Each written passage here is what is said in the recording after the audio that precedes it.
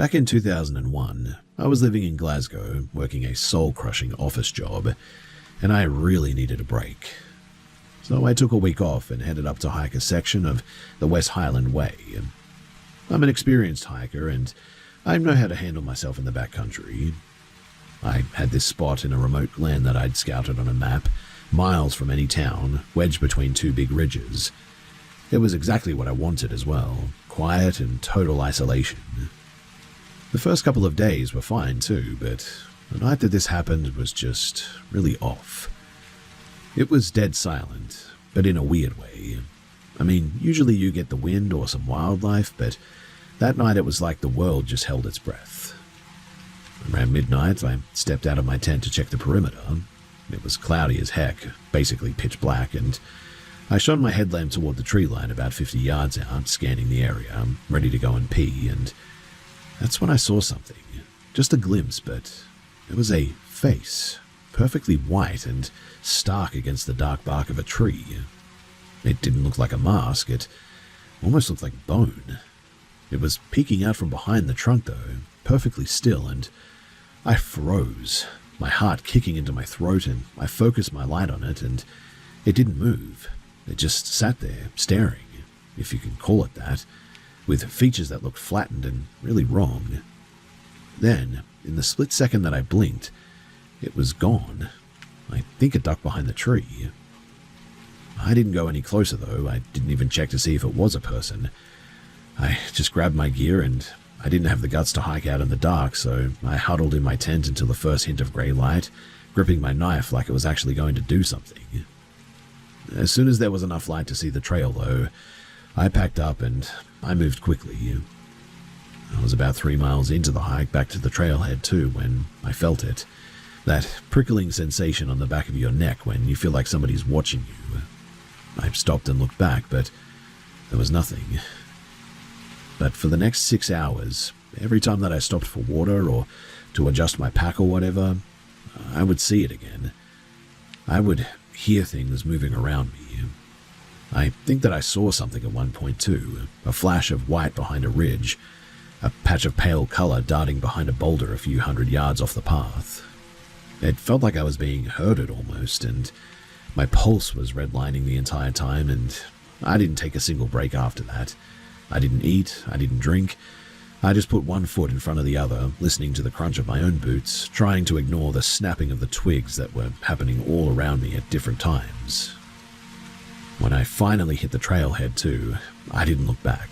I practically threw myself into my car, locked the doors instantly, and drove until I was back in the city, where I downed a couple of pints. I haven't been back to the Highlands since then, and quite honestly, I'm not making any plans to ever return there again.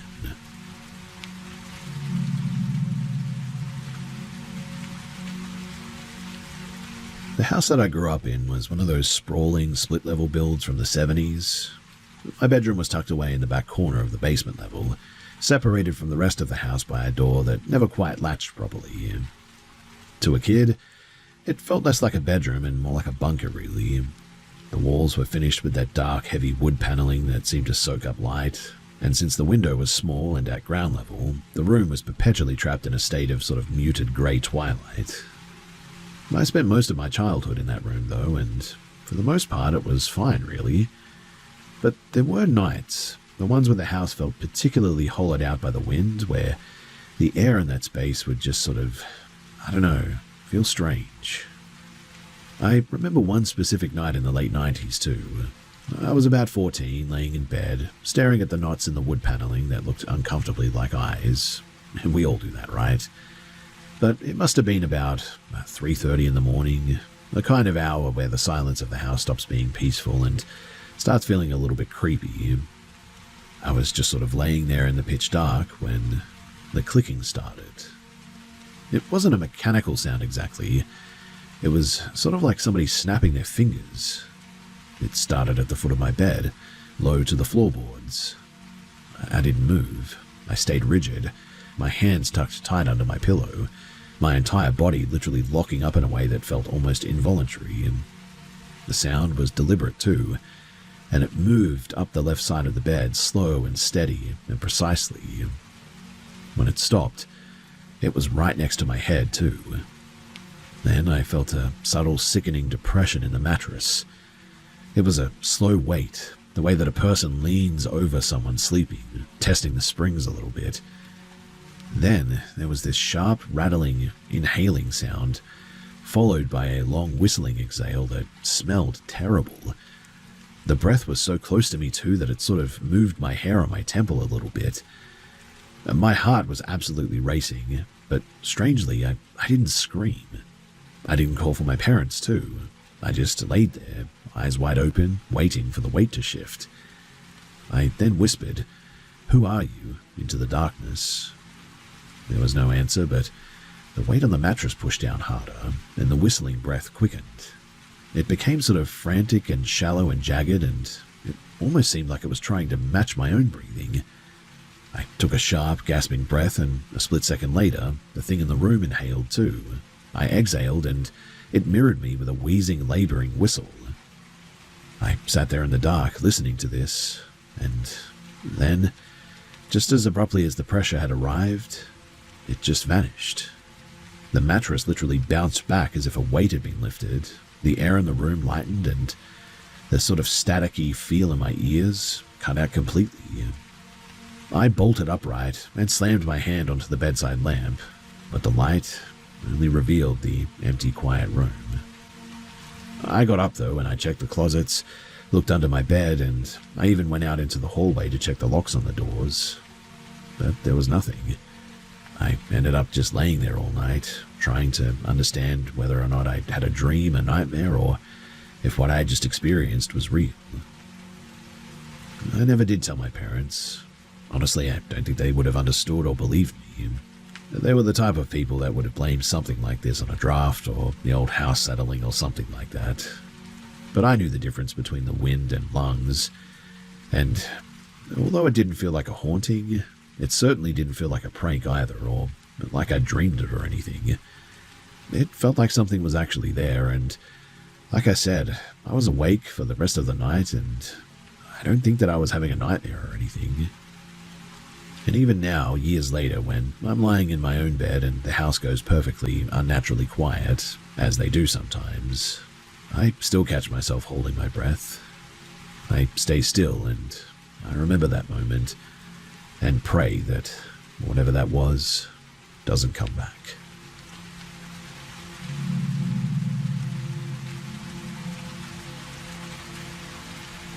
I really don't know how else to put this, but I think I've been living with something that doesn't want me here. So I moved into this loft in downtown Gary, Indiana, about 3 months ago. Honestly, I did it because the rent was dirt cheap and the space, this massive vaulted thing in an old industrial building, looked really cool. Lots of exposed brick, iron beams, all that sort of stuff. It looked like the kind of place that had a real history too, which I thought was really cool. Now, I'm a pretty rational guy. I work in data and I believe in what I can see and measure. I figured that ghosts were just for movies and people who watch too much cable TV, but Gary is a bit of a weird place. It's a city that feels like it's still grieving a little bit. The buildings here, they just hold on to stuff, I think. And about 2 weeks ago, after I moved in, things started getting a bit weird.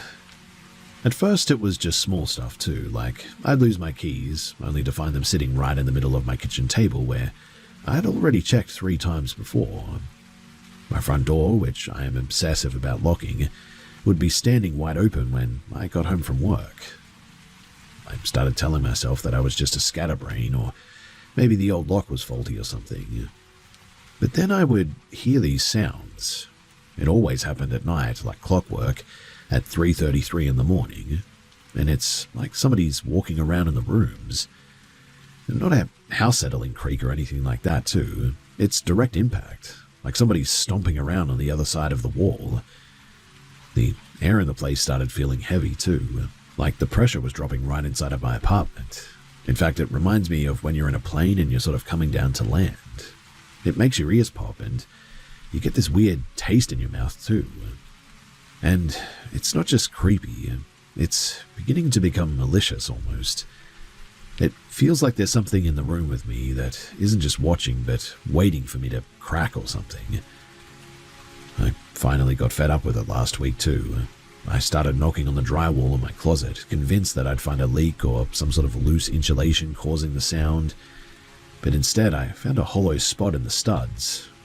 I noticed that I could actually move some of the drywall away, and tucked into the shadows was this small beat-up wooden box. The lid was carved with these jagged interlocking symbols that I don't know what they are, but it definitely looks sort of occultish or something.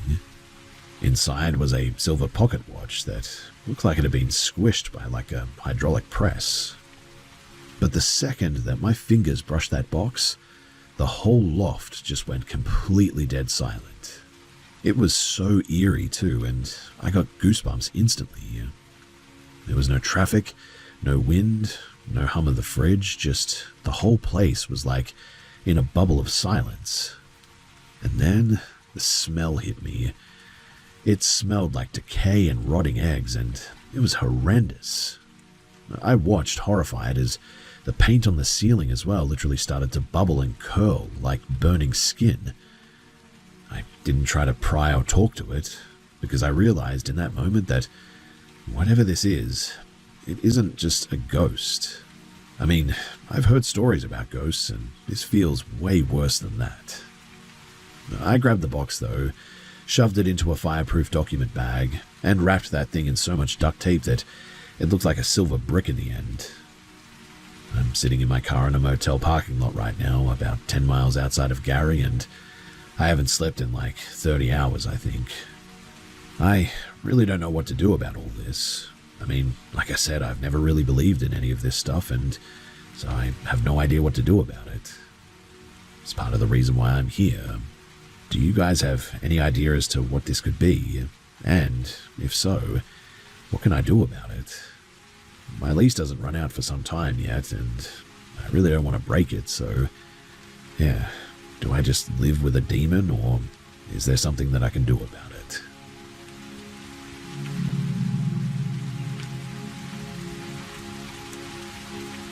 I don't really share this often, but I honestly just don't know who else to tell this to without people thinking that I'm completely losing my grip.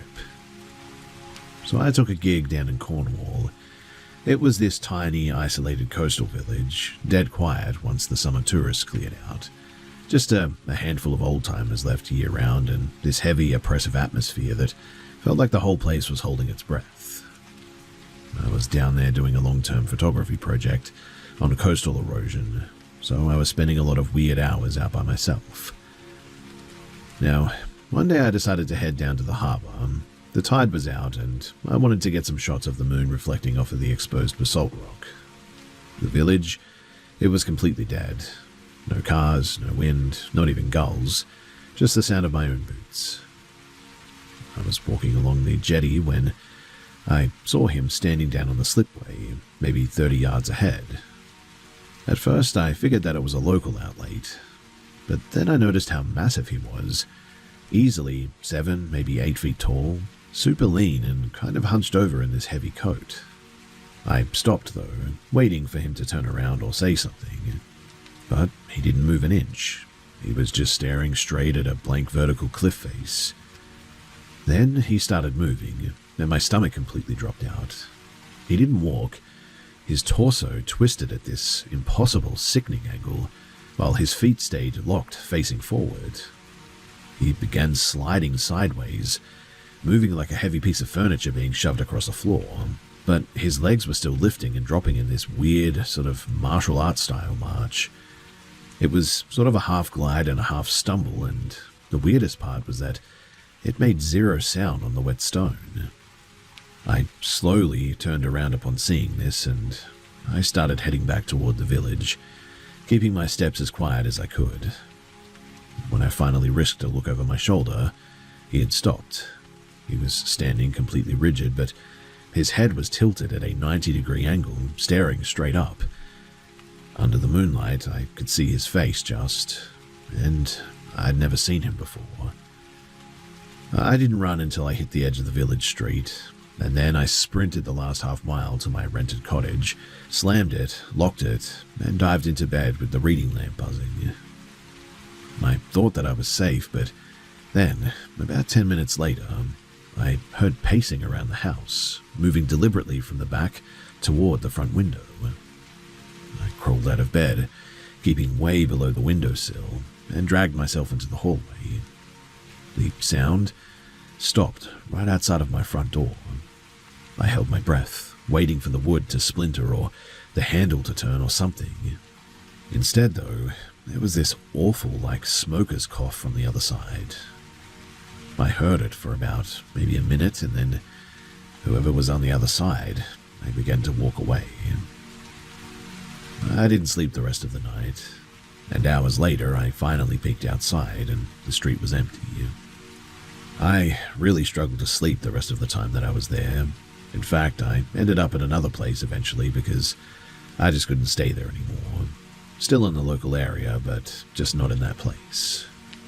I am convinced, though, that whatever that thing was down on the slipway, it wasn't a person, and it wasn't a ghost either. It moved like it didn't even understand the basic rules of how a body was supposed to work, and it knew pretty damn well that I was watching.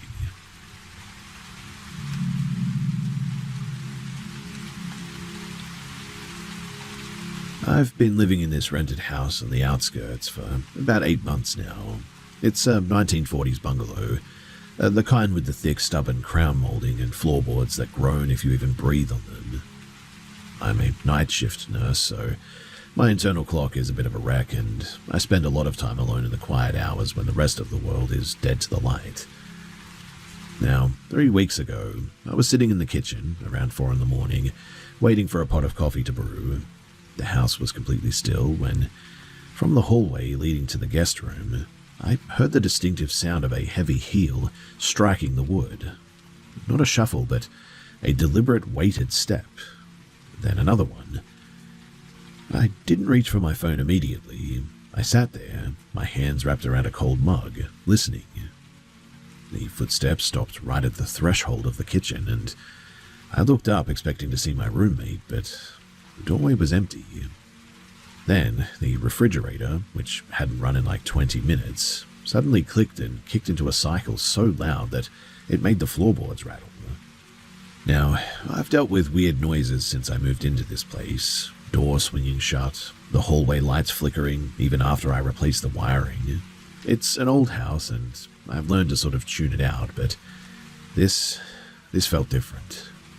It felt like something had shifted its weight from one foot to another, just inches away from me. Last Sunday, I had my sister over to help me paint the spare room as well. She's the type of person who thinks that horoscopes are a science and is constantly looking for signs of the afterlife. We were taping off the baseboards when she suddenly dropped the brush. "Who was that?" she asked, her voice tight. I looked up from the floor. Who was who?" "The guy," she said, pointing toward the hallway. "The one standing there in the tan work jacket. He's huge. Why is he just watching us?"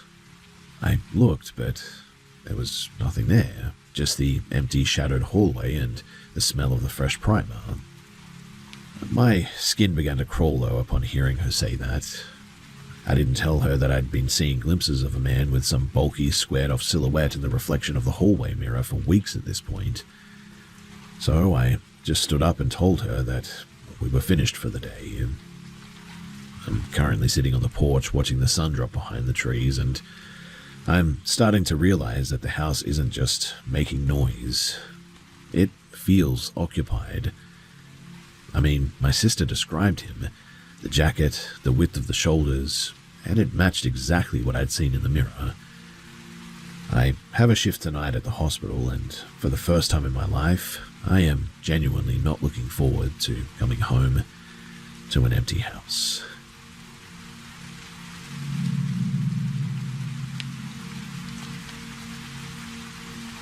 So I grew up in a pretty drafty, split-level house in a suburban lot. My parents were always working, so I spent a lot of afternoons alone reading in the living room or staring out at the woods behind our fence. I never really felt lonely. though even when the house was dead silent, there always was a bit of a weight to the air, a subtle, constant pressure, like standing next to a humming power station maybe. When I was 12, I was riding my bike on the gravel shoulder of a busy county road one day, and a delivery van drifted onto the shoulder, clipped my handlebars, and sent me flying. I remember the sound of the metal tearing and the rush of the air before I hit the road, and then I blacked out. When I woke up, I was laying face up in the grass, 20 feet from where the bike was mangled. But I didn't have a scratch on me, not even a bruise. I stood up, confused, and felt a sort of weird static-charged sensation, like my skin was vibrating at a high frequency. I didn't think much of it as well, until last month, that is. You see, I'm 26 now, living in a studio apartment in Chicago, and my younger brother has been staying with me while he looked for work. Things were fine for the first 2 weeks, but then he started losing his temper over, well, really nothing. He'd blame me for his failures, get aggressive, and eventually just sort of storm out. He was in a particularly bad, dark mood one day as well, shouting at me about money. He backed me into the corner of the kitchen, his face inches from mine, looking like he was about to swing, and I was terrified, not for my own safety, but because of the sheer concentrated anger radiating off of him. Then the air in the kitchen suddenly just, well, for a lack of a better term, thickened. It felt like the room had been pressurized. I couldn't move. It wasn't that I was scared, it was that my muscles literally wouldn't obey me. Then I felt 2 massive solid points of pressure on my shoulders, like a heavy coat being draped over me. It forced me to stand perfectly straight, rooting me to the spot. My brother suddenly stopped mid-sentence. He looked at the space right behind my head, his expression shifting from rage to pure confusion. He took a sort of staggered step back, tripped over his own feet, and literally bolted out the front door without grabbing his keys. I must have stayed in that spot for nearly an hour, too. The pressure on my shoulders didn't go away until I finally walked to my bedroom and sat on the edge of the bed. The house is quiet now, but that humming, it's back. It's a low resonant frequency that makes the water in my glass ripple a little bit sometimes. Sometimes, too, when I'm standing in a crowded grocery store or walking through a park, I feel that same vibration. It follows me like a shadow that has actual mass to it. It doesn't like people, too, and it really doesn't seem to like crowds. I've tried visiting a local church just to see if the building would help me understand what this is, but the moment that I stepped onto the concrete steps, my vision tunneled, and a migraine hit me so hard that I had to sit down on the sidewalk, and I haven't been back there. I don't know if this thing is my protector or a jailer or if I'm just going crazy, but it just occupies the space around me and it doesn't seem to have any intention of leaving. I think I'm sort of getting used to it now a bit too. The way the hair on my arm stands up whenever someone with a heavy negative presence walks too close to me. It doesn't feel human, and I don't know if it's a ghost or not, but it feels a bit like an anchor, I guess. And I'm starting to think that I've been tethered to it for, well, quite a long time.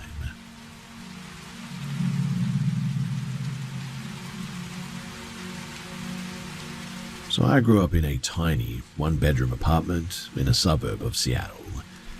My bedroom was honestly barely a closet, just enough space for a twin bed and a plastic milk crate that I used as a nightstand. When I was about 9, I went through a phase where I was sort of obsessed with these cheap glow-in-the-dark plastic figurines that you could win at those claw machines in the grocery store lobbies. I had dozens of them too, little aliens, sea creatures, monsters, all lined up on this crate. Now, one afternoon I found a weird one in the parking lot outside. It was a heavy slate grey thing, shaped like a squatting faceless owl, but the material didn't feel like the usual cheap plastic. It was cold and had this matte, chalky texture to it, so I brought it inside and set it on the very front edge of the crate, right by my pillow. That night, though, I woke up to a sound that was terrifying. There was this scratching sound against the plastic of the crate, and it sounded like something sharp was sort of almost trying to grip the surface or something. I laid there stiff as a board, staring at the crate, but the figurine, it was gone. I could hear something moving, though, actively dragging itself across the wooden floorboards. Whatever it was, it moved toward the closet, each scraping sound that it made terrifying me even more. And eventually, I bolted into the living room and shook my dad awake. He was groggy and annoyed, but he followed me back to my room with a flashlight.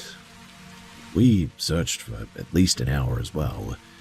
We checked under the bed, inside the closet, under pillows, in the linen, and even in my shoes in the hallway, but that figurine was just gone. Mind you, the room was tiny, like I said. I mean, there was literally nowhere for a 2-inch piece of plastic to hide. Anyway, I ended up sleeping in my dad's room that night, and the next day at school, I went to find this kid that I usually traded toys with, to ask if he had ever seen an owl like that before in any collections. But he looked at me with this completely blank, vacant expression. He had no idea what I was talking about. We eventually moved out of that apartment 2 years later, and when we were packing up the last of the junk under my old bed, a bed that hadn't been moved since we had moved in, we found a small circular stain on the floorboard, exactly where I had left that crate. The wood seemed to be bleached white and brittle, as if maybe something had been leaking acid or extremely cold onto it for like years. I don't keep those figurines anymore. In fact, I got rid of them years and years ago. I don't even like things sitting on my nightstand for this reason too. And look, I don't believe in ghosts or anything, but I do believe that some things are just not meant to be picked up. And to this day, I don't think that I should have brought that thing home.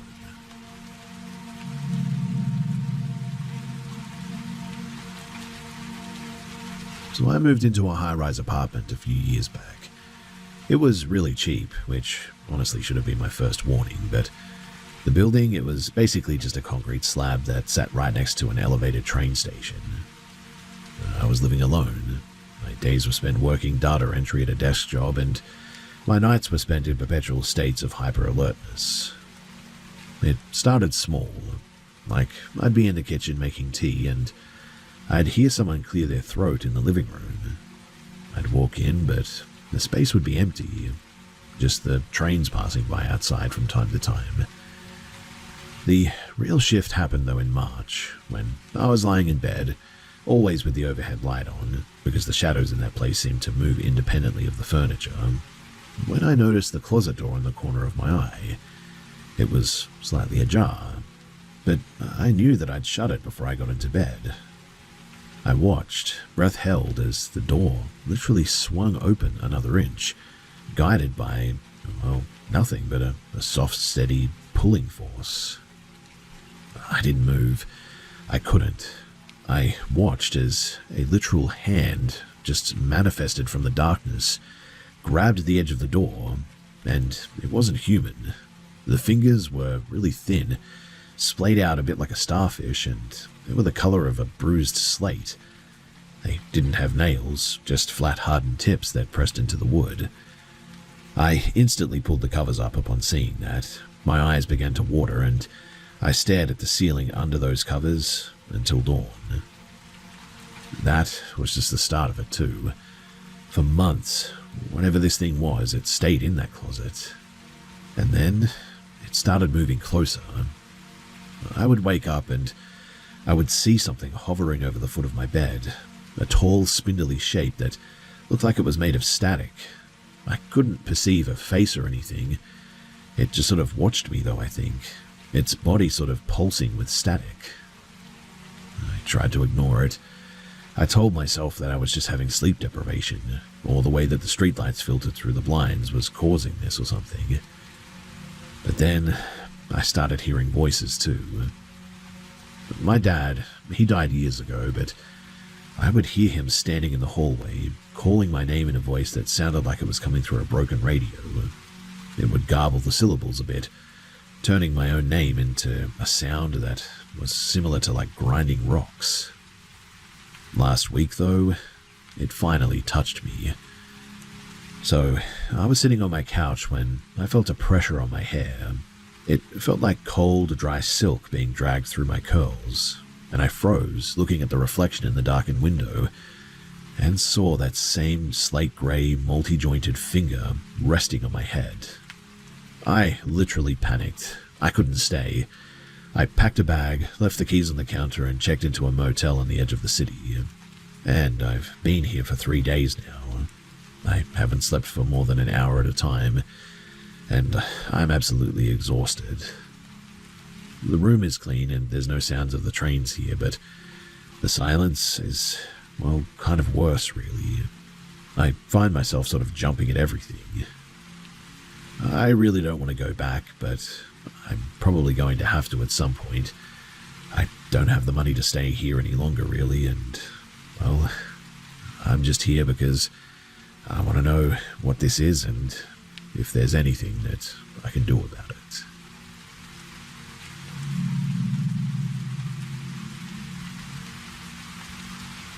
So I recently moved into a pretty drafty third-floor walk-up in Portland last October. It's an old brick building with massive original windows that don't quite lock right, but since I started my new job, my sleep schedule has been pretty erratic, to put it mildly. Last Wednesday, though, I left the bedroom window cracked about 4 inches because the room was sweltering. I was exhausted, passed out face down on the mattress, facing the far wall. Around 3 in the morning, I would say, a sound pulled me out of a deep sleep. It was faint, and I couldn't quite make out what it was at first. I lay there for a second, not knowing what I was listening to, but I was so drained that I just sort of rolled back over and I faded out again. But the next time that I woke up, the room was bathed in this weird flat orange glow from the streetlights, I thought. I felt a compulsion to turn around, and as I rolled into my back, I saw something. Just above the sill, blocking out a sliver of the streetlight, was a head. It was tiny, though, barely the size of a grapefruit, and the skin looked like shriveled, dehydrated leather. I couldn't make anything out more than that, but as my eyes locked onto it, it jerked downward, dropping out of sight below the window line. I instantly sat up, gripping the edge of the blanket. I waited, counting the seconds, but nothing happened. I then forced myself to walk over to the window, shoved it shut, and I locked it. I figured that it was just a trick of the light, or maybe a bird that had landed on the sill. So eventually, after another hour or so, I went back to bed, leaving the light off. Now, I don't know how much time passed before I woke up again, but this time I didn't move. I kept my eyes clamped shut, my hands curled into fists under my pillow, and I waited, testing my limbs. I could move my toes, my neck, my hands, and I was wide awake, so I know that it wasn't sleep paralysis. I opened my eyes and looked toward the corner of the room, past my dresser, and peeking out from the narrow gap between the wardrobe and the bedroom door, that same shriveled dark head was just there, watching me. It was sort of wedged into the shadows, perfectly motionless. But when I shifted my weight, it didn't scurry. It just sort of seemed to fold into the darkness, shrinking until there was nothing left behind the furniture. I literally jumped out of bed and ripped the wardrobe doors open, checking the small crawl space behind it that leads into the wall cavity there. But it was empty. There was nothing but dust and old drywall in there. I'm sitting in my living room now, with every light in the place turned on. I keep glancing back at the bedroom door. I don't know if this is some kind of stress-induced breakdown or if I've actually let something into the apartment that doesn't belong here at all, but I know one thing. I'm not going back into that room tonight, or perhaps ever really. In fact, I think I'm going to go and stay with a friend for at least a few days.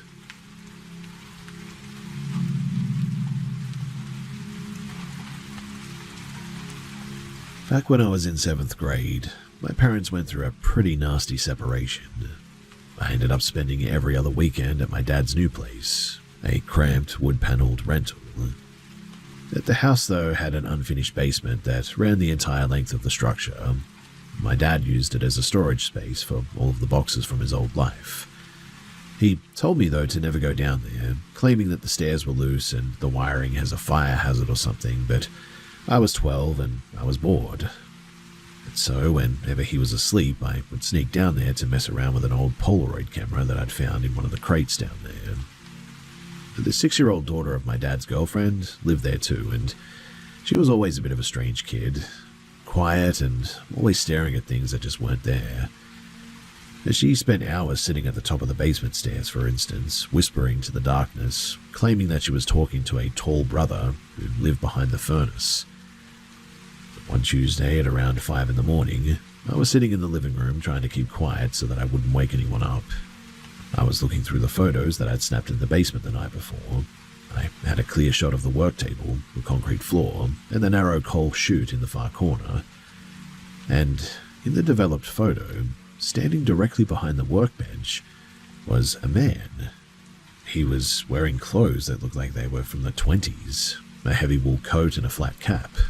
His face was tilted away from the lens, but his hand was resting on the workbench. I stared at the image until my vision blurred. I looked up and saw the little girl standing in the hallway watching me. She didn't look scared. She pointed a small, steady finger toward the basement door and said, "He's cold. You shouldn't have turned the light on." And that was the night that the knocking officially started. It wasn't on the front door. It was coming from inside the walls of my bedroom. It was a frantic tapping that traveled all around the baseboards and up to the ceiling, mimicking the sound of somebody walking on the joists above my head. But there was no attic up there, just a steep pitched roof with no crawl space. I couldn't really sleep anymore because every time that I closed my eyes, I heard that same clicking sound, like fingernails dragging across the wood. But one night, though, I worked up the courage to shove my dresser against the basement door, and when I woke up the next morning, the dresser, it had been moved back 3 feet at least, leaving deep, jagged gouges in the hardwood floor that I was in a lot of trouble for. I never touched the Polaroid camera after that ever again. I didn't even pack it away. I left it sitting on the coffee table when my mum finally came to pick me up for good. I don't ask people about their kids' imaginary friends anymore. Some things are certainly a product of an active imagination, but I'm convinced now more than ever that that isn't always the case.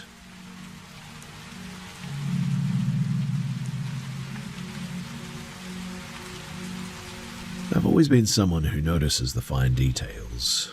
I'm sort of hyper-observant, I guess you could say, which is why I know that what I saw in my own house wasn't a trick of the light or a lapse in my memory or something like that. So, I bought a detached cottage. It's in an isolated spot, surrounded by low stone walls and dense gorse.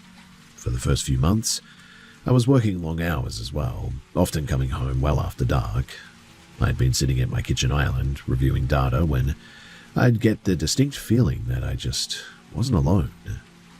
It wasn't the kind of unease that you get from hearing a floorboard creak or something like that.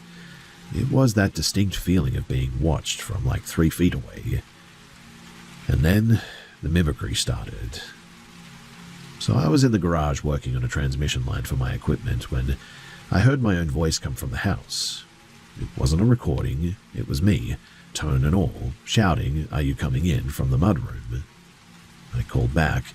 In a minute, I'd finished my work, and when I walked inside, the house was completely empty. My partner, who I live with, was still at her studio across town, and I assumed that it was her at first. I walked through every room, though, checking the locks, and everything was secure.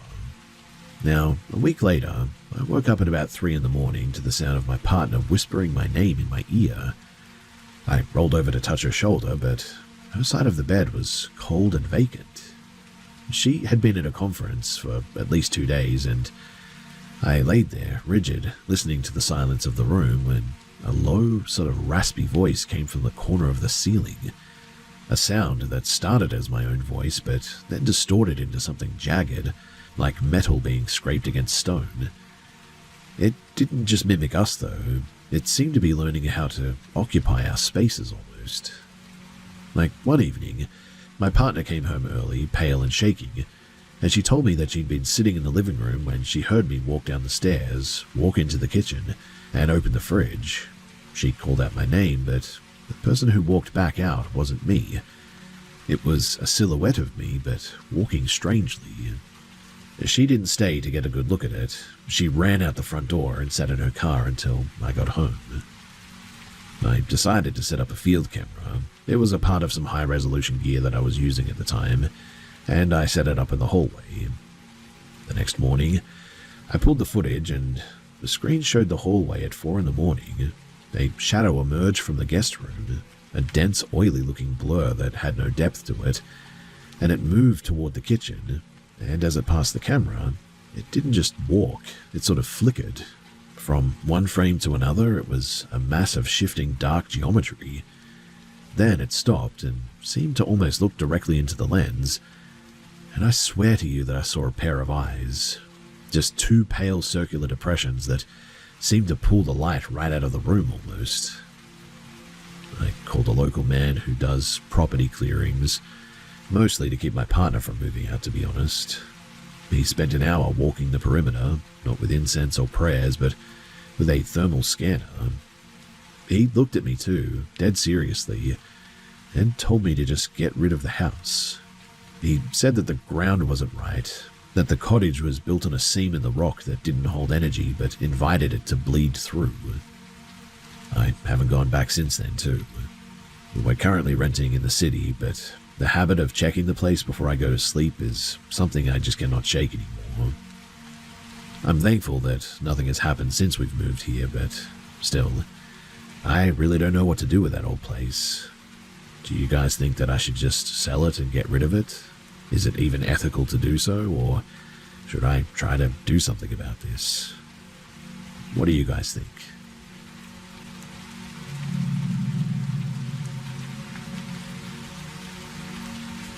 So I grew up in one of those places that felt like it was stitched together from like 3 different generations of bad DIY projects.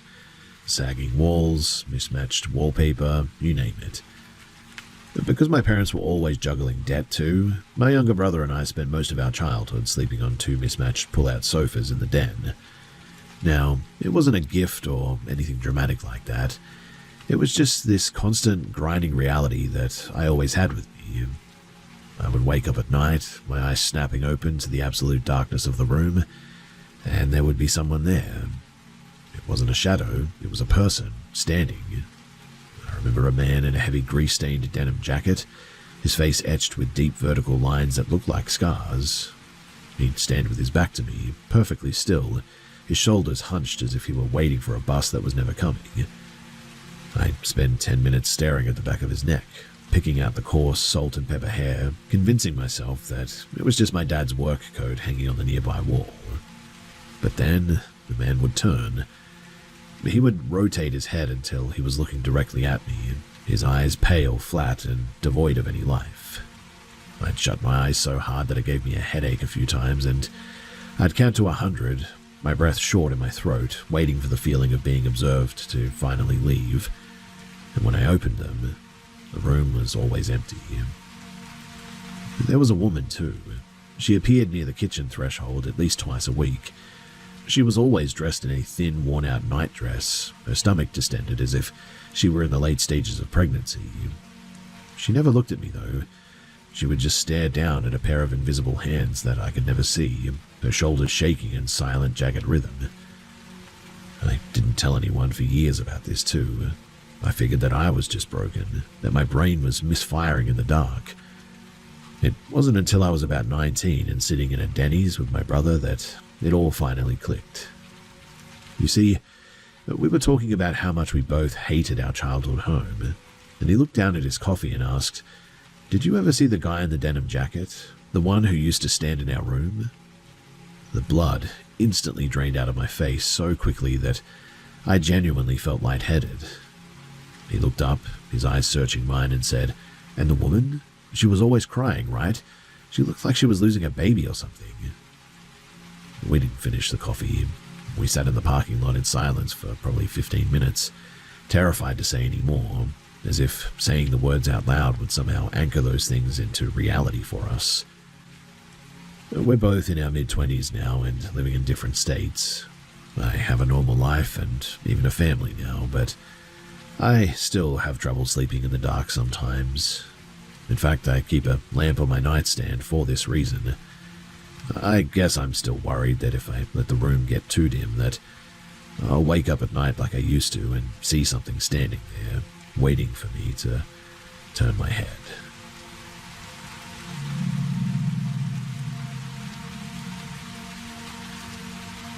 Back in 2022, I was house-sitting for my cousin while she and her husband were on a week-long cruise. It was an older building, thin floors, original brass hardware, and it wasn't too bad. I was 19 at the time, and the place felt way too big for just me and their two rescued greyhounds. The dogs, they were always skittish, the kind that would growl at shadows if the light hit them wrong. But they were pretty good company, I suppose, usually huddled together at the foot of the master bed. Anyway, it was a Tuesday night, about 11 p.m, and I just turned off the lamp and was lying there with my girlfriend, both of us scrolling through our phones. The bedroom door was shut to stop the dogs from wandering into the hallway, and the sound, it started as just these dull thuds, like somebody hitting the door, but then it escalated. The entire door frame shuddered. The wood was literally groaning under the force of it. It genuinely sounded like a grown man was throwing his entire weight against the frame by the end of it, trying to splinter the latch open. I didn't even think to get up. I literally just lunged for the door, my shoulder slamming against it to hold it shut. My girlfriend was right behind me, pushing with everything that she had too, both of us hyperventilating. We held it for a full minute, waiting for the door to cave in, but the pressure on the other side just stopped. We ended up calling the police after shoving the dresser in front of the door, and we waited until they arrived. I didn't sleep that night, and the police showed up, but there was no one there. The weirdest part, though, was that those dogs, they would bark if so much as a leaf blew against the glass, but they hadn't let out a single whine at all the entire time that was going on. When the sun rose the next morning, I checked the entire apartment, too. The locks on the front door were still set, the balcony door was locked, the alarm system was still on, which I had checked 3 times before bed, and was still showing the status as armed. I contacted my cousin as well, who was always into some strange stuff. Crystal grids, burning sage, weird journals that she kept tucked away in the back of her closet. She once told me that she bought a set of unique bedroom furniture from an estate sale that had trapped energy in the wood. But I'd always brushed it off as just her being dramatic or whatever, but after that night, I didn't stay in that bedroom again. I spoke to her about it, and she told me that I needed to get out of that house as quickly as I could. So I dragged a mattress into the kitchen, and I slept under the light of the aisle until the owners got back. I never did mention it to them. I just handed over the keys, grabbed my stuff, and I drove home. I actually broke up with my girlfriend at the time, who was there that night, but we're still on good terms, and sometimes we still talk about that night, and every time that I do, I always just feel a cold tingle go down my spine.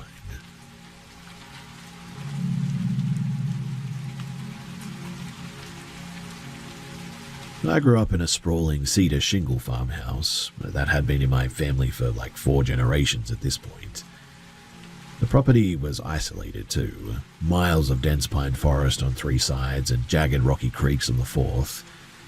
But because my parents were always working as well, I spent an unhealthy amount of time alone. But the house, it had a bit of a peculiar layout. It was built into the side of a steep incline, meaning that the back half of the lower floor was partially sort of buried against the earth, leaving it perpetually damp and dark. My bedroom was down there too. It was a windowless, concrete-walled space that stayed ice-cold even in the middle of July. When I was about 16, I had a friend named Sarah staying over. We were sitting on my bed late one night, whispering because my stepfather was notorious for flying into rages if he caught us awake past midnight. The house, though, was a total dead zone for cell service, so the only place that you could get a signal was by crawling through a narrow gap between the bed and the rear wall, right near the utility closet. We were crouched into that tight space, our faces illuminated by the blue glow of our phones, when I looked up. The utility closet door was slightly ajar, and standing in the darkness inside was something, or someone. I think it was a man who was over 6 feet tall, and he wasn't moving. He was just standing there, silhouetted against the dim light filtering in from the hallway. I sort of shoved Sarah, and we scrambled across the floor, bolted out of the room, and slammed the door shut, locking it from the outside. I was absolutely panicking at that point, that sharp, sickening adrenaline spiking that makes your vision sort of grey out at the edges. A few seconds later, I saw a sliver of light appear under the door. My stepfather had finally gotten home. I turned to Sarah, trembling, and said, "He's home." She looked at me, her face pale, and whispered, "That wasn't him. That person was way too tall." My stepfather was like 5'8". We stayed there for hours, just not knowing what to do, but eventually we went back to bed and we went to sleep. That wasn't the only time that the house felt wrong, too. I mean, I spent years staring into the long, narrow hallway that connected my room to the kitchen, and because of the way that the floorboards had settled there was barely 2 inches of clearance between the doorway and the frame. Yet, night after night, I would see movement, a shape leaning out from the kitchen, seemingly trying to sort of look into my room. Every time that I'd whip my head around to look directly at it, the hallway would be empty though, the shadows just pooling quietly on the floor. I told myself that it must just be like me seeing things in my peripheral vision or whatever, but the sensation of being like tracked was really heavy, way too heavy to be a hallucination. The last thing that happened though before I left for college, it still doesn't sit right with me. I was cooking dinner alone, watching my rescue terrier, Buster. He was a brave, stubborn dog who never even flinched at thunder or fireworks. But that evening, he stopped eating. He backed into the corner of the kitchen, his hackles raised so high that they looked like a ridge of wire, and he let out a growl toward the front door. He wasn't just barking, too. He was rigid, his paws locked in place as if he were guarding me from something that only he could see. I grabbed my phone to record him, but the screen glitched, flashing black and white, and the touch response died. I then began to taste something like blood in the air, and I felt a sudden violent drop in the temperature. Buster and I ended up running out of there, and, well, we didn't go back in there until my parents got home. I left for college about 2 months later, and I never looked back. My parents divorced shortly afterward, and the house was sold off to some developers. I sometimes wonder, though, if that figure is still around that place or not, waiting for somebody else to look at it from the corner of their eye like I used to. I don't own a house at all. I rent an apartment on the 4th floor of a brick building in the city. I don't like basements, and I certainly don't like long hallways after all of that.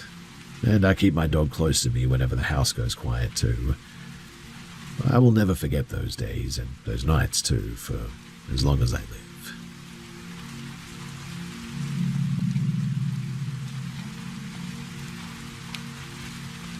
I was 26, living in a cramped studio in a college town in Northern California, and my bank account was perpetually sitting in the double digits. I was working 2 retail jobs and still barely scraping rent. Someone mentioned one of those arrangement sites, sugar dating or whatever, and in a moment of pure stressed-out stupidity, I signed up. I talked to a guy on there for a few days. He seemed normal enough to me, maybe a bit too eager to be supportive, but we agreed to meet at a regional park in the Sierra for a hike, and I told myself that it was fine. Daylight, public space, clear visibility, all that. I sent his profile and the GPS coordinates to my sister and told her to call the cops if she didn't hear from me by 8 p.m. and drove up. The park was a disaster, though. It wasn't a trailhead at all. It was this weird, overgrown patch of scrubland at the end of a long, unpaved logging road. No other cars, no hikers, just a rusted-out pickup parked sideways across the track. The guy was already leaning against it. He looked nothing like his photos. He was gaunt, his skin had this greyish translucent cast to it, and he was covered in what looked like heavy construction dust too. He didn't greet me, just nodded toward the woods, and I immediately felt the shift. It wasn't nervousness. It was the feeling that you get when you realize that you've walked into like an ambush. I should have stayed in the car, I know that, but instead I followed him. We hiked for about 20 minutes and he started talking. At first it was standard small talk too, but then it just veered straight off the edge. He started detailing his life, or what he claimed was his life. He talked about his first wife, how he'd found her after a domestic accident that the police never solved, and then about a girlfriend who had vanished during a weekend trip that they'd taken to these very woods years back. Every word made the hair on my arm stand up, and I don't think that I was listening to a story. I think that I was listening to a confession. I managed to steer the conversation toward the car though, pretending that I had a migraine, and when we got back to the clearing, he didn't head for the driver's side. He stood right between me and my car door, watching me with these flat, unblinking eyes. He was so cold that it was scary. He pulled a heavy, tarnished folding knife from his pocket, not to threaten me, but just to clean his fingers. "You know," he said, staring at the blade, "it's so quiet out here. You can scream for an hour and nobody's going to hear a thing." My phone was in my pocket. I blindly tapped the SOS shortcut that I'd set up, praying that it would bypass the lock screen and send the ping to my sister. I stood there, forcing myself to look him in the eye, nodding like he was telling me a joke. "I really have to get back," I said, my voice sounding thin even in my own ears. "My roommate has an emergency. I just saw the notification." He didn't move for a long 5 seconds. The silence was heavy and awkward. Finally, though, he gave a slow, jagged shrug and stepped aside. I didn't wait for him to move again. I got into the car, locked the doors, and reversed as fast as I could, and even clipped a tree trunk on the way out. I drove down the logging road, doing 50, not looking into the rearview mirror until I hit the paved state highway. When I finally got back to my apartment, I logged into the site to delete my account, and I had one new message from him. It was a simple line: "You're a terrible listener, but you have a beautiful car. I hope your roommate is doing better." I moved out of that studio not long after this, and I never saw him again. But for months I was looking over my shoulder everywhere I went because I just couldn't shake the feeling that there was something wrong with that guy. Something terribly wrong.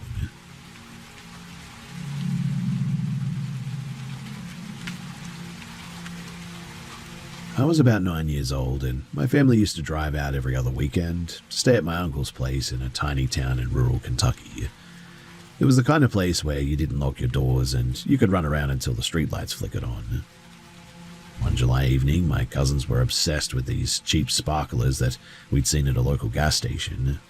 I really wanted to be a part of the group too, so I begged my dad for a few dollars. He didn't ask why, just handed me a $5, and my cousin told me the gas station in town was sold out, so I had to walk to the outer one, the one sitting right on the edge of the county road, about a mile from the town limits. I hated that walk too. It was just dense woods and highway on either side, so no streetlights and absolutely zero foot traffic. The trip to the store was fine though. I grabbed the sparklers and a pack of gum, shoved them in my pockets, and started the trek back up the shoulder of the highway. About 5 minutes in, though, I heard the faint whirring of tires on the gravel behind me. A guy on an old mountain bike was coasting along the edge of the road, keeping pace with my walking speed. I figured that he was just heading into town, but the way that he was riding was sort of wrong. He wasn't looking at the road ahead. He was staring straight at me, his eyes wide and unblinking. Suddenly, I felt a bit weird about this. I picked up my pace and he matched it instantly.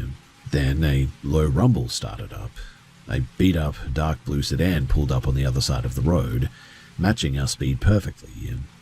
The driver was leaning over, eyes glued to me, driving at a crawl.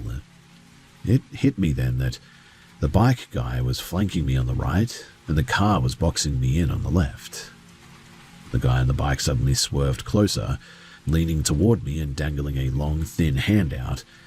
His voice was flat and bored, almost like he was reciting a line that he practiced 100 times. "Hey kid, want some sweets? I've got bags of them in the back." The moment that he said sweets, the memory of my mother's warnings about the van men that everyone in our neighborhood talked about hit me like a physical blow. I didn't think, I just bolted. I sprinted toward a narrow drainage ditch that ran along the woods, and I could hear the bike skidding as the guy tried to turn hard, and the car's engine revved as the driver tried to cut across the shoulder to head me off. They were trying to funnel me somewhere, to drive me off the pavement and into the dark tree line where they could just pull me into the back of the car, I think. I lunged into the brush, my sneakers sliding on the loose mud, and I scrambled up the steep embankment that led back to the main town hill. The bike couldn't climb the slope, thankfully, and the car couldn't follow me into the ditch. I heard the car door slam, but I was already crashing through the undergrowth, scraping my arm raw on thorns, not daring to look back. I burst out of the trees, right onto the main street of the town. I was a complete mess, too, breathing and crying and sweating, but the second that I saw my cousins playing by the park, the terror just suddenly vanished and hope was there. And I remember at the time it feeling a bit like I'd been playing a game of tag that had just ended. I never did tell my parents. I didn't tell a police officer or a sheriff or anything. I just walked over to my cousins, pulled out the sparklers, and I started lighting them like nothing had happened. It wasn't until I was an adult that the memory started coming back in pieces, how calculated they were, how perfectly they worked together, and how lucky I was that I chose the ditch over the road that day.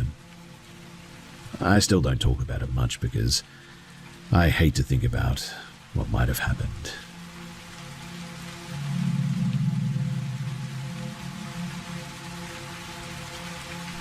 A few years ago, I took a temporary contract job in a remote, high-desert town in eastern Utah. I was staying in a pretty small, converted shipping container turned into a studio apartment. It was perched on the edge of a private ranch, about 3 miles from the nearest paved road. Because the canyon was so deep and far from the grid, the silence at night wasn't just quiet, it was heavy, like a physical weight pressing against the corrugated metal walls. I was a heavy sleeper, but one night at 2 a.m, the vibration of the door slammed me awake. It wasn't a casual knock. It was 3 thunderous, deliberate booms that made the entire container shiver on its cinder block foundation. My heart immediately hit my throat. I sat bolt upright, staring at the door. Right on the other side of the metal, I then heard a voice. It sounded exactly like the ranch owner calling my name, telling me to open and come outside right now. There was no sound of a truck idling, though. No gravel crunching and no footsteps on the wooden porch. It was just absolute vacuum silence surrounding the metallic thudding still ringing in my ears. I sat there for a long minute, paralyzed. I eventually crept to the window near the door and peered through the blinds. When I did, there was nobody there. The yard was void of black sagebrush and moonlight, and I tried calling the ranch owner's cell number 3 times, but it went straight to dead-air voicemail. I was sort of spiraling, to be honest, so I dialed a colleague who had lived in the county for like 20 years at this point. When I whispered what had happened, the line went dead silent. The way that he hesitated wasn't dismissive too. It was cautious, almost fearful. He told me that he knew exactly where that container sat. He'd spent years hiking the canyon passes with local ranchers who worked the deep sections of the Bureau of Land Management Territory or something like that. And he said that most of the weird noises in the canyon were just wind or coyotes, but he'd met men who had lived on the land their entire lives, people who didn't really rattle easily, who refused to hike those specific ridges after sunset. He told me point blank that I needed to stop talking about it, don't mention it by name, and get out of the container by sunrise. He didn't have to explain what he meant. I heard the whispers about the ones who walk in the region. entities that could mimic voices and lure people into the dark. I didn't sleep a wink that night. At dawn, I walked up to the main house and I asked the owner if they'd come by my place at 2 in the morning to get me. They looked at me, their face completely serious, and said, "I haven't been out of my house since yesterday afternoon." When I told them about the knocking and the mimicry, they didn't laugh too. They just turned pale, looked out toward the cliffs, and told me to pack my things and go. They mentioned that the canyon system was connected to old, unmapped ceremonial sites and that whatever was out there, it was apparently territorial. I stayed in the main house for 2 nights after that, but every time that the wind hit the exterior metal siding, I felt that same primal sort of panic hit me. I broke my contract, packed my truck, and I drove out of that canyon before the week was up. I still don't really talk about that night to anyone but the people who were there, and I guess that some things in the high desert are just better left unnamed.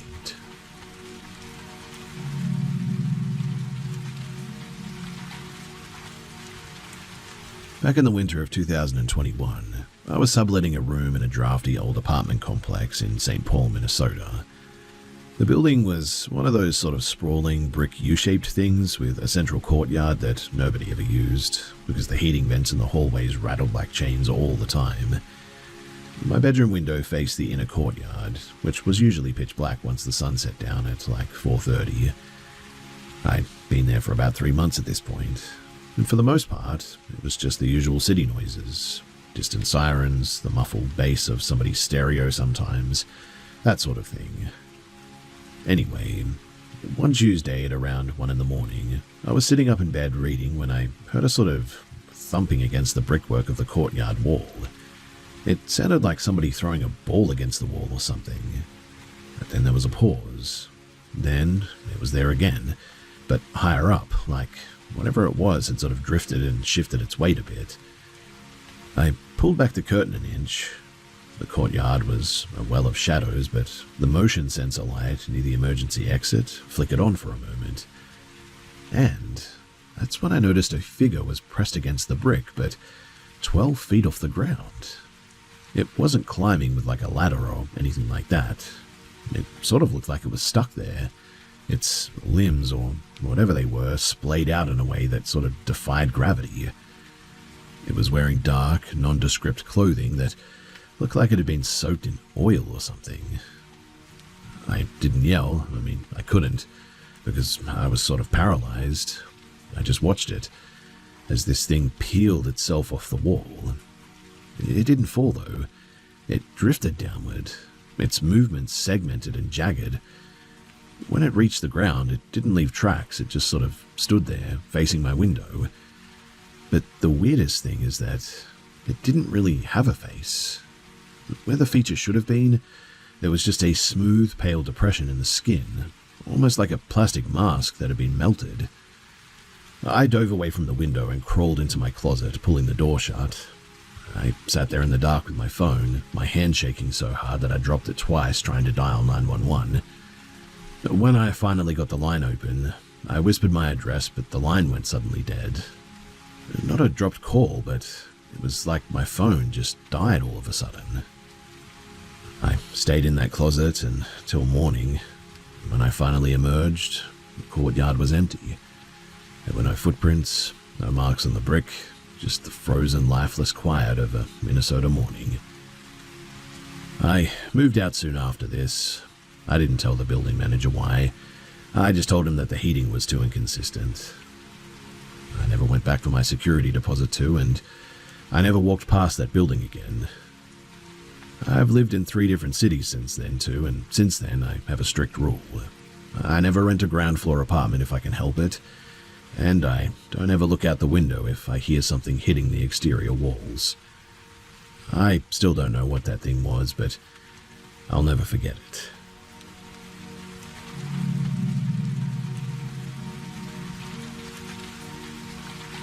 So I live in a small, older apartment building in central Denver. My unit is on the ground floor, and my bedroom wall shares a boundary with the building's communal boiler room. It's a pretty old building, so you can hear almost everything that happens in the mechanical space. The pipes clanking, the water pump cycling on and off, that kind of thing. I was tossing and turning for like hours at this point because I couldn't sleep. The boiler room was making the frantic metallic scratching noise, like somebody was raking heavy tools across the internal pipes. I assumed the system was having a breakdown again, but then the scratching stopped all of a sudden and was replaced by something else. It sounded like somebody bumping their shoulder repeatedly against the common wall. It was low, deliberate, and happening right behind my headboard. I sat up, my heart doing a weird flutter. I listened for a good minute, expecting to hear the maintenance guy or maybe a neighbor complaining about the heat. But there was nothing. Just that impact. Just that really weird sound. I grabbed my flashlight and walked out into the hallway to check the boiler room door myself. It's supposed to be permanently padlocked, but as I rounded the corner, I saw that the door was hanging slightly ajar. I didn't step inside, I just shined my light through the crack a bit. The room was empty, just the tangle of rusted iron pipes and the massive groaning water heater like usual. But sitting on the concrete floor, right where the pipework met the wall that backed onto my bedroom, was a pile of small silver screws. It looked like they'd been unscrewed from the wall plate that covers the electrical access panel, my unit's primary junction box. My stomach turned a bit at seeing that. I realized that something was wrong.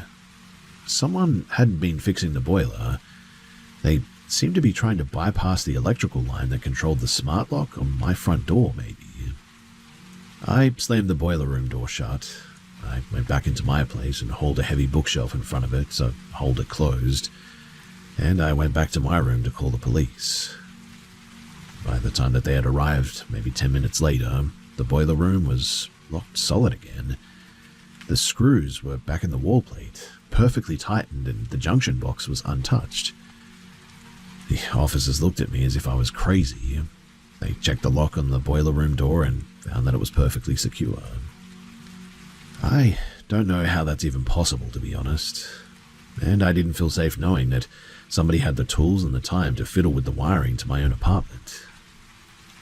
I left about 2 weeks later after this, and to this day I cannot explain how they got in and out without leaving a trace or being seen, or why they were so meticulous about putting everything back exactly the way that they found it. I don't think that it was a burglary attempt, but I don't know. What do you guys think it was?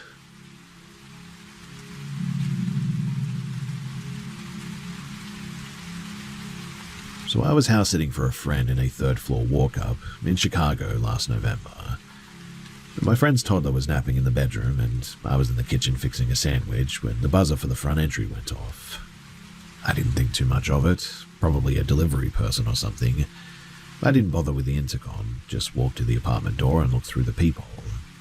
There was a guy standing in the hallway, maybe in his 60s I would guess. He was wearing a heavy mustard-colored wool coat that looked about 3 sizes too big for him. He wasn't looking at the door though, he was staring directly at the ceiling, his mouth pulled back into a wide, stiff grin that didn't reach his eyes.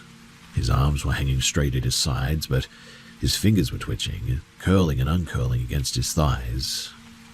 I felt the air in the hall seemed to suck the heat out of the space around me. I didn't say anything, just backed away from the door. I waited. He didn't knock.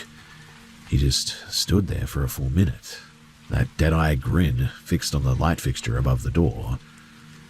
Then, without a sound, he just turned and walked toward the stairs. I called my friend and she picked up the phone on the second ring. When I described the guy, the mustard coat, the twitching hands, she went silent. She told me to lock the door and the chain and to stay away from the windows. She said that she had had a guy like that show up at her office downtown earlier that day apparently, and he had just stood in the lobby staring at the receptionist doing the exact same twitching motion with his fingers. He hadn't said a word to anyone, just stood there for 3 hours until security escorted him out. I stayed on the floor of the hallway with the lights off, watching the sliver of space under the apartment door. About 10 minutes later, I heard somebody's boots on the stairs again. He didn't stop at the apartment this time, though. He kept going up to the 4th floor, and I heard the door to the roof access creak open. It's an old door that sticks and screams on its hinges. You can tell it's that door from a mile away. And then silence. I called the police, but by the time that they got there, the roof was empty. No footprints, no mustard coat, nothing. The officer checked the roof access, but the door was locked from the inside, just like it had been all along. I never did finish that house-sitting gig in the end.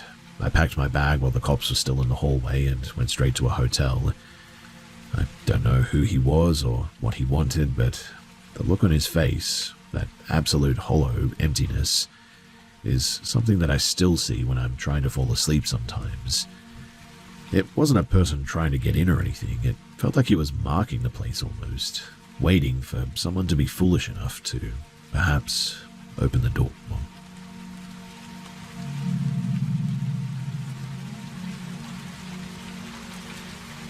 This happened back in the summer of 2022.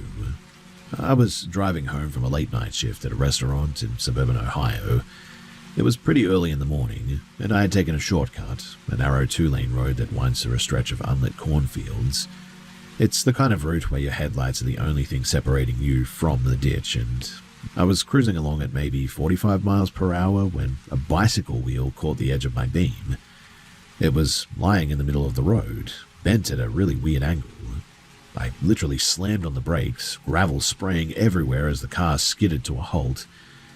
And my first thought was that it must have been a hit and run. So I stopped the engine and stepped out. "Hello?" I called out. Nothing but the sound of crickets. I walked toward the bike, but then I heard something. Somebody wheezing coming from the cornrows about maybe 10 feet away. A teenager, maybe 16 or 17, stumbled out of the stalks. He was wearing a dark hoodie and sweatpants. He was trembling so hard that his teeth were actually chattering, and he kept looking over his shoulder into the blackness of the field. He didn't look at me. He was just staring at the road behind me. "You have to go," he whispered. His voice was raw, like he'd been screaming for hours. It didn't like the bike, and it broke it. I started to reach for my phone to call for some help, but he lunged forward and grabbed my wrist. His skin was freezing, like he'd been submerged in ice water. "No phones," he hissed. "It hears the signal. It's already close." I pulled my arm back, my skin crawling at the sensation. I looked at the bike, then back at him. "Hey, listen, you're safe now. Just come to the car and we'll get you to a hospital." He didn't move. He just pointed at the corn. I squinted, trying to pierce through the darkness. I saw something shift. Not a person, but like a ripple in the stalks, like a massive animal moving through the rows. Whatever it was tall enough to brush the tops of the corn, about 7 feet off the ground, I would say. "It's not a person," the kid whispered, finally looking at me. His eyes were so bloodshot, pupils blown out to the size of dimes. "It's been following me since the creek." I didn't wait. I didn't care about the bike or the explanation. I shoved the kid toward the passenger door, threw myself into the driver's seat, and peeled out of there, spinning the tires on the gravel. I drove for 10 miles without saying a word, the kid staring out of the back window the entire time. Eventually, after all of his complaining, I dropped him off at a gas station that had a security camera and 24/7 staff, figuring that he'd be safe there, and I told them to call the police or some emergency services or something. I never did get his name, and he never thanked me either.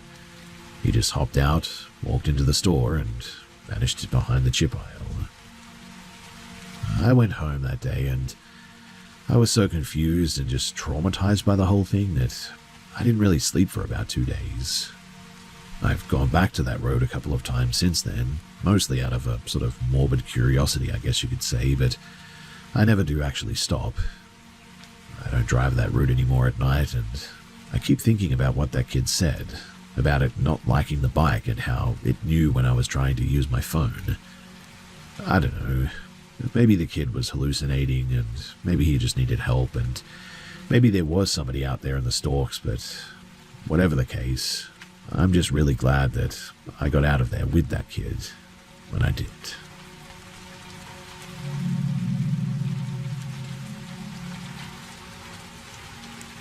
So I was staying at my aunt's place in rural Georgia for a few weeks to help her out after some surgery. It was a few years back, and the house was an old, sprawling farmhouse, set back about a quarter mile from the main road, surrounded by nothing but dense pine forest and tall overgrown grass. My bedroom was in the back corner of the house, facing a thick line of trees. It was a quiet place, too, the kind of quiet that makes your ears ring a little bit. One night, really early in the morning, I woke up. I didn't know why at first, but then I heard something. It was somebody hitting the side of the house with like an open palm, moving slowly from the corner of the house toward my window. I instantly sat up, the floorboards now cold under my feet. My aunt was in the front room of the house, fast asleep and hard of hearing, so I knew that I was the only one awake. I didn't turn on the lamp at first.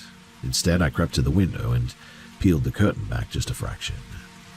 I then noticed that the motion sensor light on the back porch, it had been unscrewed. The bulb was dangling by a few threads of copper wire, and in the moonlight, I saw him. He was hunched over, pressing his face directly against the glass, his hand splayed against the frame. He was wearing some kind of heavy industrial gear that looked slick and dark, and it looked like he'd been crawling through wet mud, maybe. I didn't say anything. I just sort of fell backward, my heel catching on the rug, and scrambled toward the door. I ran into the living room and shook my aunt awake. She was groggy, confused, but she saw the look on my face and reached for the heavy iron poker that she kept on the hearth. Before we could even move, the back door, which I had locked myself at 11 o'clock, began to really vibrate.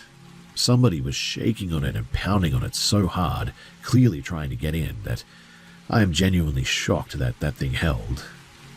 My aunt, though, didn't hesitate. She grabbed the landline and dialed 911, her voice tight and steady. I stood in the hallway with the poker staring at the door, not knowing what to do. The glass pane in the center of the door began to spiderweb, long cracks blooming outward from the center of the impact. This guy was now going to town on the safety glass. He was inside within seconds, but the door, it didn't just open, it literally splintered everywhere. He didn't look like a person at first. He was gaunt, his skin pulled so tight over his cheekbones that it looked like it would rip. He was holding a sharpened crowbar, though, and when he saw us, the two of us standing in the hallway, he didn't charge. He just sort of stood there, swaying slightly, and started to hum. I don't know what this guy was doing, but he looked like a complete junkie. My aunt leveled the phone at him, then threw the heavy brass lamp from the end table. It hit him square in the shoulder and he dropped the crowbar. He didn't even flinch, though. He just kept humming, his eyes locked onto mine with a kind of hungry, detached curiosity that made my skin feel like it was crawling off of my body. We didn't wait to see what he would do next, though. We bolted for the front door and straight into the woods. We stayed there, too, huddled in the damp brush, listening to him moving through the house and doing whatever he was doing. Mind you, he never did steal anything. Instead, he was throwing things. The sounds of plates shattering, furniture being turned over, the refrigerator literally crashing to the floor. When the sheriff's deputy finally arrived 20 minutes later, the house was silent and they found the place absolutely trashed. The back door was kicked off of its hinges, but the house, it was empty. They tracked him, though, for about a mile into the woods, but apparently, though, he just sort of vanished at the creek line. They never did catch him. A week later, though, we found his prints in the mud by the porch. He'd been wearing boots with no tread, apparently, completely smooth soles. The sheriff told us that it looked like he'd been living in the nearby ravine for weeks, watching the house, waiting for the right night to test the locks, is what he guessed. Again, though, they never did catch the guy. My aunt sold the farmhouse about 2 months later, and even now, all these years later, whenever I think about that night, I really just feel ill.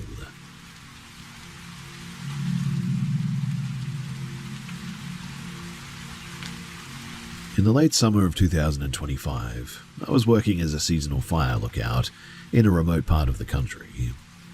My job was simple: live in a glass-walled tower atop a peak, scan for smoke, and stay out of the way. I'd been up there for about 3 months, I would say. It's a pretty solitary life too, but the pay was really good, and the view was incredible. By September, the tourists were long gone and the snow started to dust the higher ridges too. One day I was looking through the high-powered binoculars that I had toward a drainage basin, maybe about 5 miles east, and I saw something that didn't really fit. Near a dried-up creek bed, there was a bright neon-orange tarp pegged to the ground.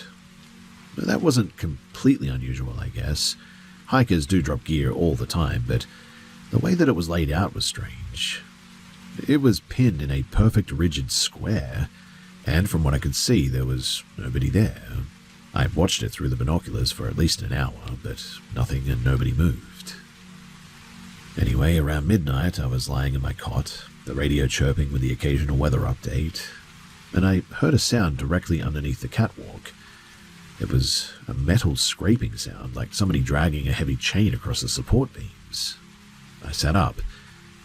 I grabbed my flashlight and shined it down, thinking that maybe an animal had somehow got up or something like that. But the catwalk was empty. But then it sounded as if somebody was coming up the iron ladder leading up to the platform. But mind you, it wasn't a person. The footsteps were too heavy and way too staggered. It sounded like something with 4 legs almost, but the gait was all wrong. Each step hit the metal with a sort of hollow booming sound that rattled the glass panes of the tower even. I didn't have a weapon, just a heavy signal flare, so I grabbed it, ripped the safety pin and waited. The footsteps, they reached the top of the landing too. And that's when I noticed a pale appendage, thinner than a normal arm, sort of curled around the doorframe. It was so white as well that it looked bleached. It didn't have any fingers, and it just tapered off into a blunt sort of rounded knob. It didn't try to open the door or anything, it just pressed its weight against the glass, and then the pane sort of groaned underneath its pressure, and I could see a reflection of something in the dark glass, but I couldn't make out exactly what it was. I began to panic. I didn't reach for the radio, and instead I just sort of stared, my heart absolutely hammering in my throat. I held the flare out, my hand shaking so hard that the casing was rattling. I didn't shoot it though, I just stood there, motionless, praying that that latch would not open. For 10 minutes too, whatever was out there stayed there. But the smell was the absolute worst part of it. It smelled like sulfur, and it was absolutely horrendous. Then, all of a sudden I heard this thing's weight shift. It moved back to the ladder and I heard it descend, its movements just as heavy and irregular as they were going up. When the sun finally hit the peak at 6 in the morning, I didn't even pack. I left the gear, the radio, my logbook, everything. I climbed down the ladder, my knees shaking, and hiked 12 miles to the nearest trailhead. I didn't look back once, and I quit that day.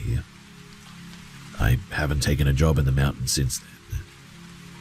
Now, I don't know exactly what that was. I don't know if it was related to the orange tarp that I saw. I don't know if somebody was pulling a prank on me. I don't know. All I do know is that it scared the ever-living daylights out of me, and I just refused to go back there.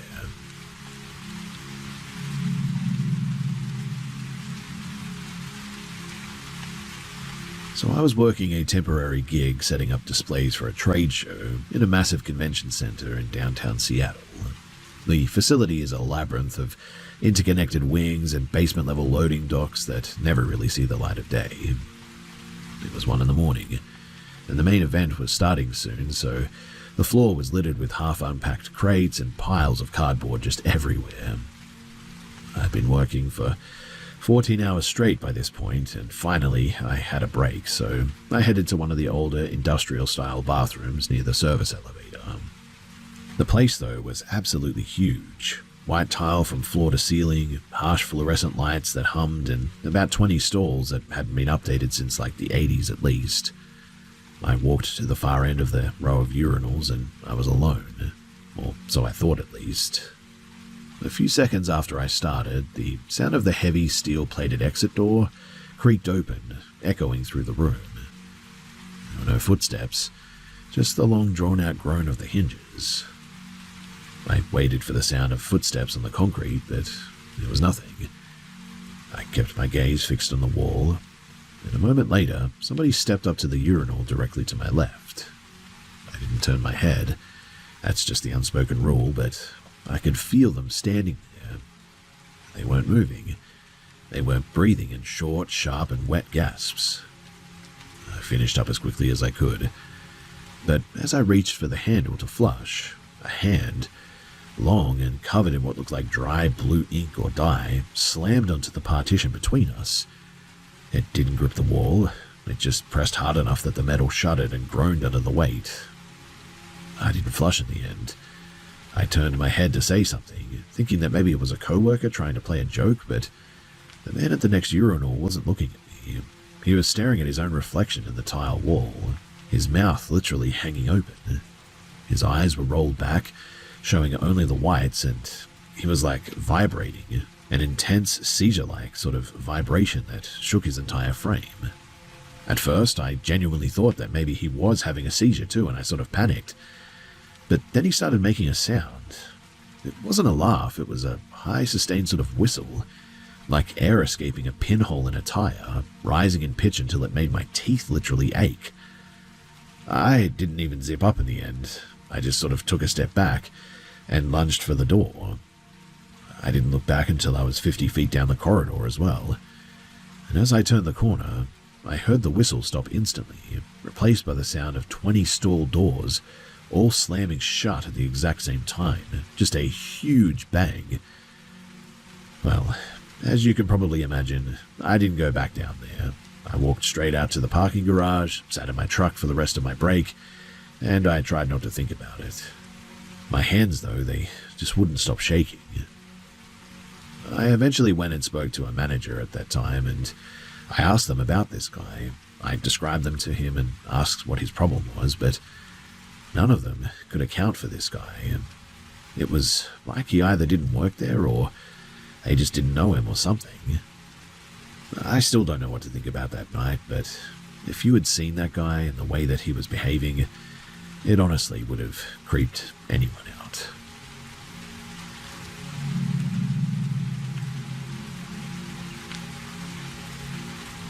Two Tuesdays ago, I was holed up in a tiny rented attic room in a Victorian-era house in Portland.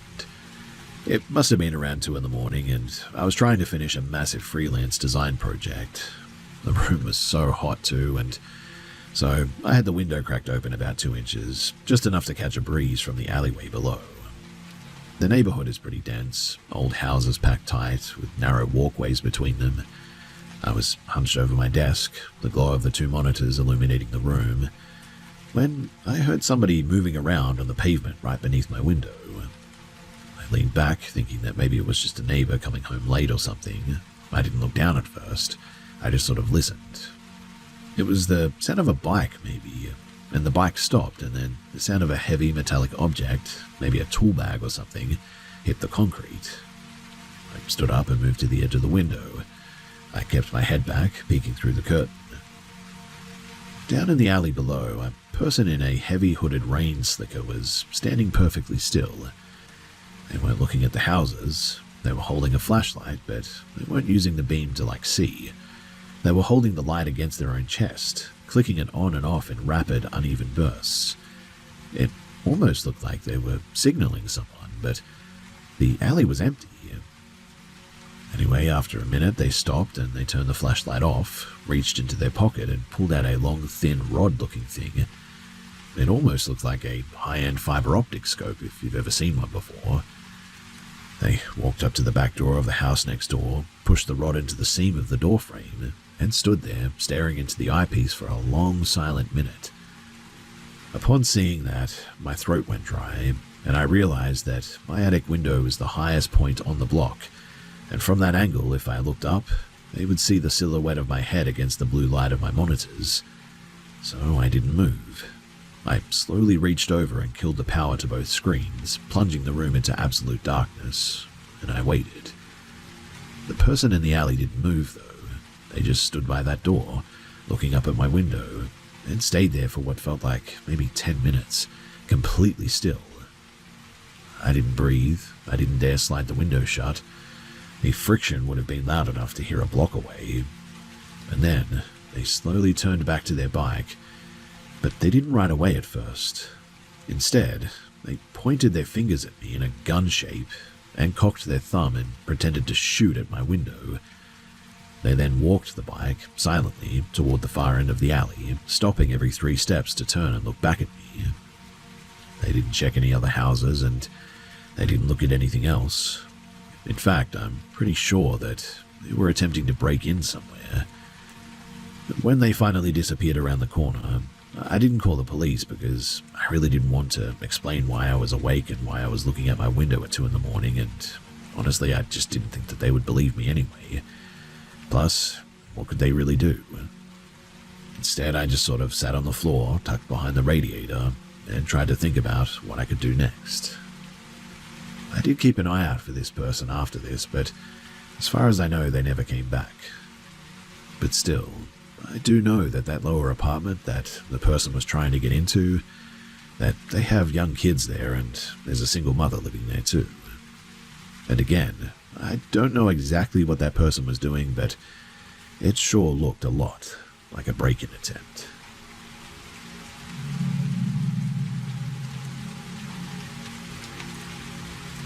I grew up in a town in northern Vermont where the winters are long enough to make people sort of lose their grip on reality a little bit. I moved away to Boston, though, about 5 years ago for work, and I don't really go back there very much. My brother, though, who still lives in that town, he called me 3 nights ago. He was shaking. I could hear it in his voice. He told me that he'd been at a hardware store on the edge of town and that apparently he saw me standing in the aisle looking at paint samples. He said that he didn't think twice about it, just walked up and slapped me on the shoulder. The person turned around, and it was me. My face, my build, the exact faded denim jacket that I used to wear back when I was still living there, but the person didn't recognize him. He said the guy sort of looked at him with an expression of pure blank hostility, said, "You've got the wrong person," and then just walked away. My brother said that he followed him out, but the guy was just gone all of a sudden. Literally vanished into the parking lot is what he said. Now, I'm not a believer in the paranormal at all, and I assumed at first that my brother was either drunk or had a psychotic break or something, but here's the thing. I haven't been back to Vermont in like 3 years, and he even sent a picture that he snapped on his phone before the guy turned around. It's a blurry one taken from behind, but the posture is unmistakable. It is the way that I stand. The slight dip in the left shoulder from an old sports injury, and like I said, the guy's wearing my clothes and everything. But I mean, it's impossible. Yesterday I got an email from an address that I didn't recognize too. The subject line was just a series of coordinates that pointed to a patch of forest, I think, about 2 miles from my parents' old place. I spent the whole day staring at my own reflection in the window today, and I started noticing things that I hadn't before too. A tiny hairline scar in my left temple from a bike accident, I think, when I was about 12. I went to the bathroom and looked closely, and the scar was definitely there, so I tried to look at the picture again, but it's a little blurry, but I think you can make out the scar in this guy's head. I don't know what's happening, and I've started locking my doors at night, and I don't sleep with the lights off anymore either. My brother stopped calling, and when I tried to ring back, I'm just going to voicemail now. I'm currently sitting in my apartment in Boston looking at this photo and just freaking out about it. Like I said, I've never really believed in the paranormal, but this is just beyond weird.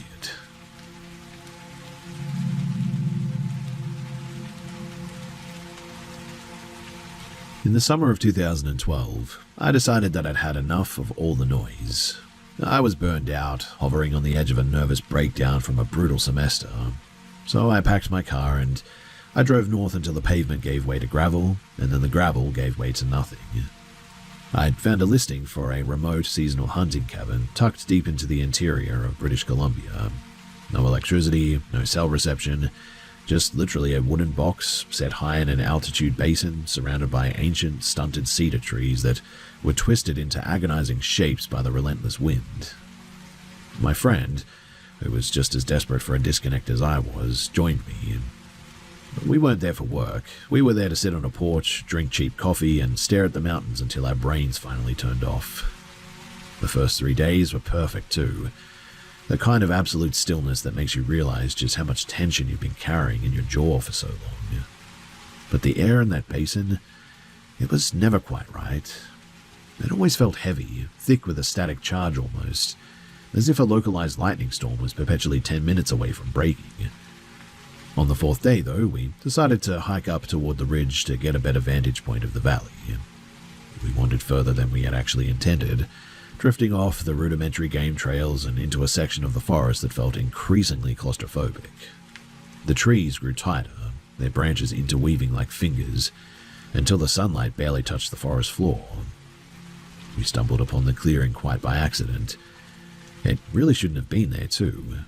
It was a perfect, barren circle, 30 feet in diameter, I would say, where nothing was growing.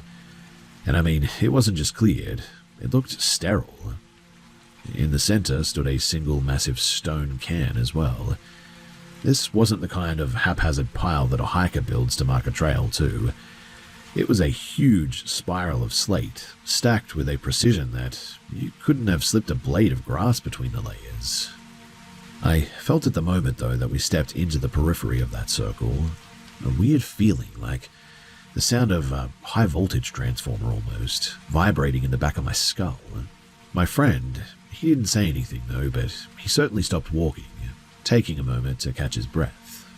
He grabbed my arm all of a sudden, his fingers digging in hard enough to bruise me almost. "Do you hear that?" he whispered. I didn't answer because I was too busy watching the light. It didn't get dark, but it sort of changed quality, I would say. The vibrant green of the moss, the deep brown of the earth, it all just sort of bled away all of a sudden. Between the cairn and the tree line, the air began to fray a little bit too. It looked like a shimmer of heat rising off of a hot road on a 100-degree day, but it wasn't concreted in a distinct upright shape or anything. As we watched, though, paralyzed, the shimmer sort of hardened. Now, it wasn't human, but it certainly looked like human geometry almost. Tall but slender, with joints that seemed sort of hinged the wrong way, folding inward at the elbows and the knees. It was entirely translucent, though, like a pane of glass shaped into a man, catching the light in a way that hurt the eyes to track it. And it hovered 6 inches above the rocky ground, defying gravity. And if you've ever seen those videos online where people catch like a predator-like sort of camouflage thing moving through the forest, that's pretty much exactly what this looked like. It didn't look at us, though. It was sort of rotating slowly, clicking through angles almost like a broken stop-motion puppet. There was a stutter and then a motion and then another one, and every time it snapped to a new position, there was this sort of chiming sound almost, echoing around the basin. My friend, he didn't make a sound. He just dropped his pack and started walking backward toward the forest. His gait was stiff and his eyes were fixed on this thing the whole time. But the break in the silence was immediate.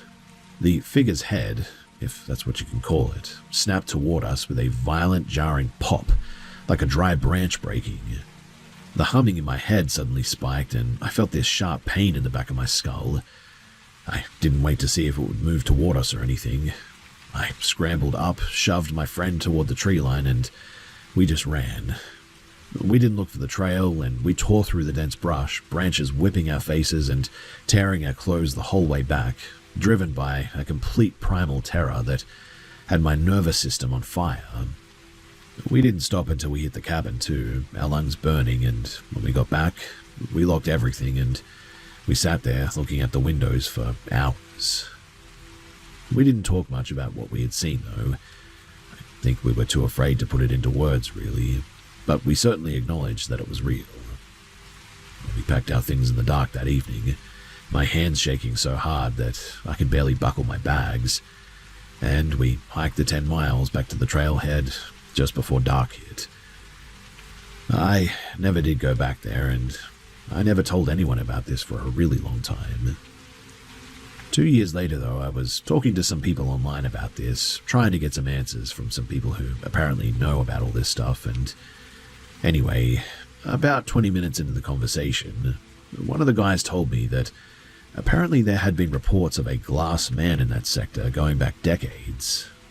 He said that crews who had been out there, that they would leave within a week because people who stayed in that basin too long came back fundamentally altered, is what he said. Apparently there's all sorts of stories from that region too. People with stories of missing time, people seeing things, all sorts of stuff. I wasn't exactly satisfied with that answer, so I spent a lot of years trying to research this place and the glass man and all this sort of stuff. Hence my comments earlier about the YouTube videos and the predator thing, but to this day, I still haven't found much beyond those videos. I don't know what it was, and every now and then my friend and I still talk about it, although both of us have not come any closer to understanding exactly what it is.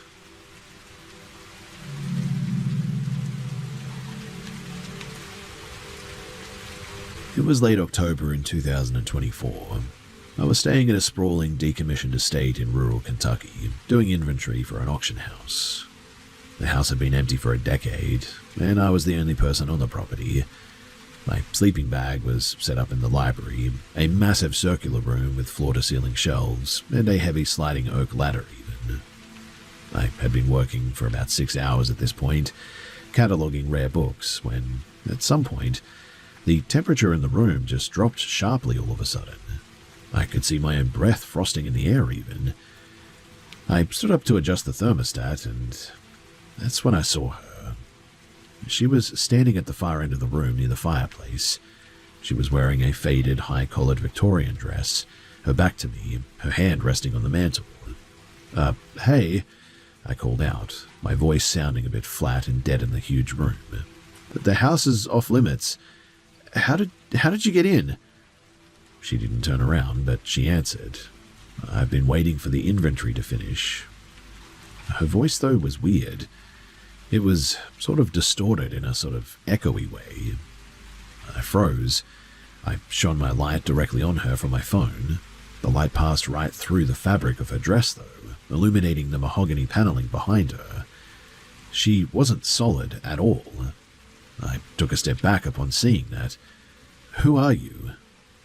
And then she just disappeared. Well, I didn't ask any questions. I didn't try to rationalize what I had seen. I turned, scrambled out of the library, literally sprinting toward the front entrance. As I fumbled with the keys trying to get out, I heard her again, and it sounded like she was laughing behind me in the library. But it wasn't one voice. It was a chorus of my own laughter, stacked on top of itself, overlapping and chaotic, like a recording played on a loop almost. I eventually made it out of there, and I got to my car, and I sped out of there as quickly as I could. I only went back there during the day after that. My laptop, my notes, and my clothes were there, so I had to go back at some point to get it all. I was super nervous about going back too, but thankfully, nothing happened during the time that I was there during the day. Now, I don't really tell people about this story because, look, I get it. It sounds made up, and I wouldn't believe it if somebody else had told me too, but I swear to you that everything that I've said here is 100% the truth. I never used to believe in ghosts, paranormal, demons, or anything like that. Well, up until that night. Since then, though, I've been questioning everything. What is reality? Is there life after death? All this stuff.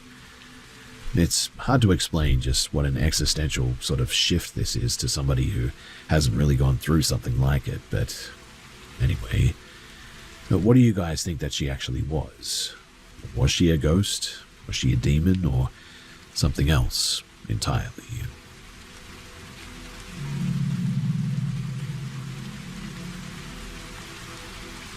So I was visiting a remote, privately owned island last July, and I wasn't there for work. I was actually house-sitting for an old college friend who needed someone to keep an eye on his grandfather's place while he traveled abroad. It was a sprawling, modernist concrete structure too, built right on the side of a cliff, designed by some architect who clearly prioritized aesthetics over accessibility. Anyway, the island was pretty much deserted at this time. Just me, the wind, and the sound of the tide hitting the rocks far below. It was my third night there, around 4 in the morning. I was actually in the living room reading by the fireplace when I sort of got this weird feeling, like I was being watched.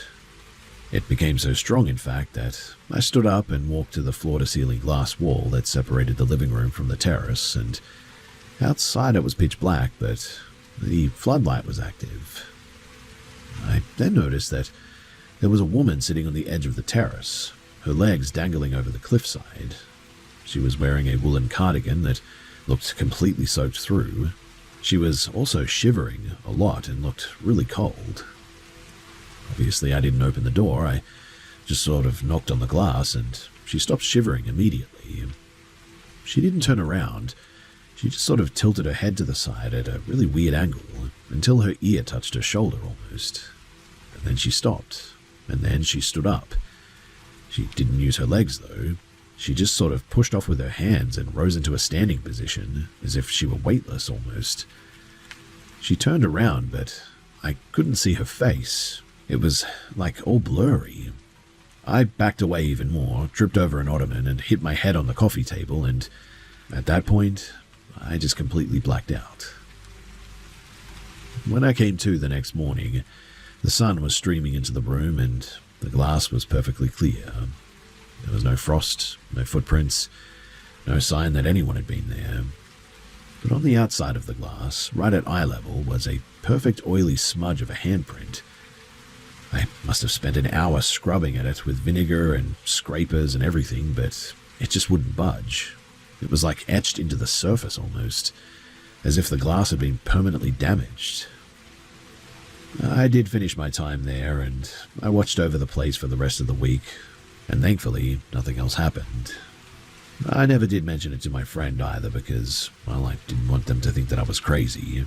Because, quite honestly, I wanted to house it again because that place is absolutely amazing.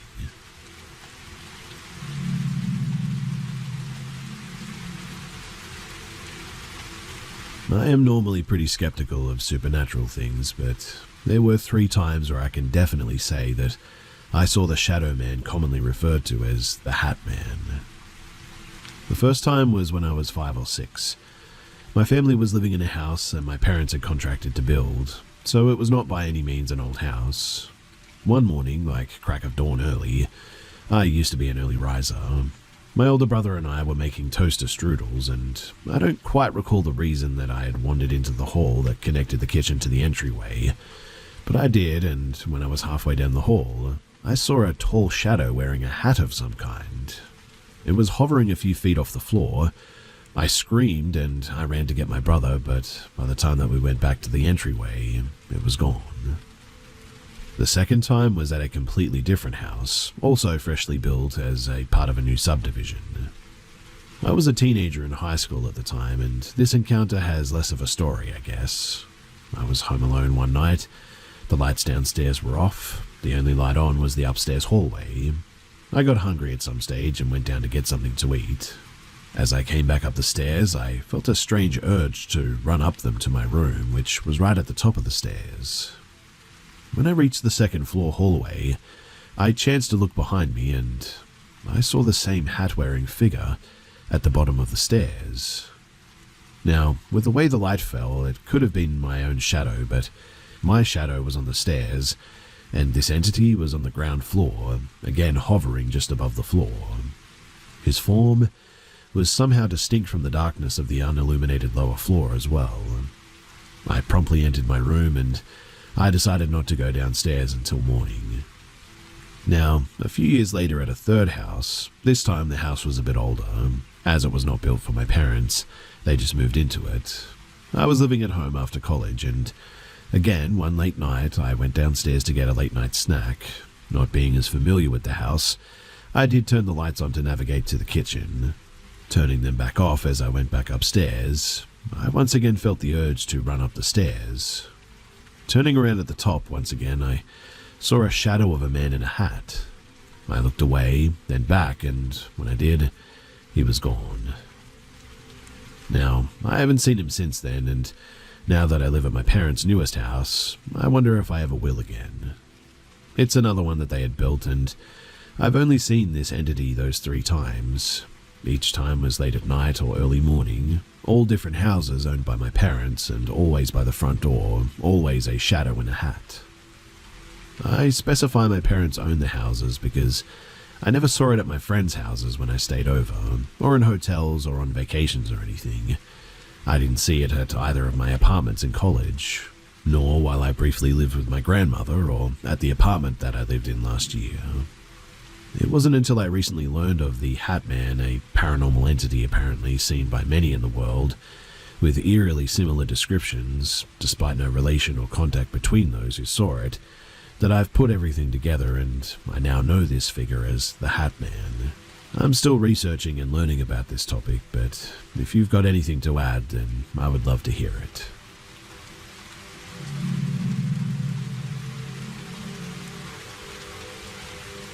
So my aunt was telling me she and my niece, 12 years old, came over to my house to drop some stuff off 2 days ago, around 8:30 at night. I try to leave my porch and kitchen lights off as much as I can to save money and all that, but I'll turn them on when I answer the door for, well, anyone really. This interaction took place in the dark. No porch lights were on, the kitchen light wasn't on, and my aunt was sitting in her car with her headlights on facing the door, so she watched this whole thing happen. Now my niece knocked on my front door. I have a screen door, and said that my sister answered the door but was behind the screen door. She said that she also saw my other sister's boyfriend standing behind her in the kitchen. She tried to ask for me, but my sister didn't say anything to her and just sort of stared at her through the screen door. She said that something seemed off about her, that she got scared, so she ran back to the car and told her mum what had happened. But here's the kicker. My sisters and the boyfriend moved out going on like 2 months ago.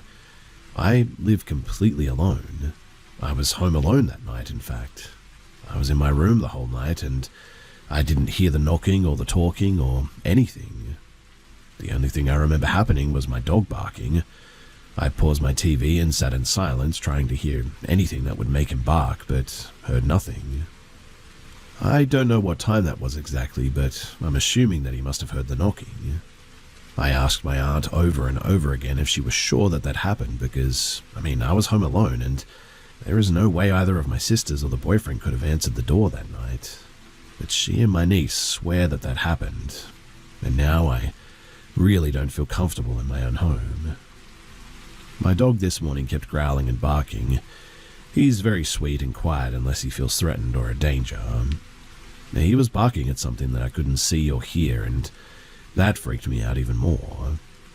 Recently, I've had this fear of encountering a mimic since living home alone, so I'm very on edge, and I don't really care what other people think about this, but I needed to share it, and I'm hoping to get some advice as to, well, how to make any of this stop quickly.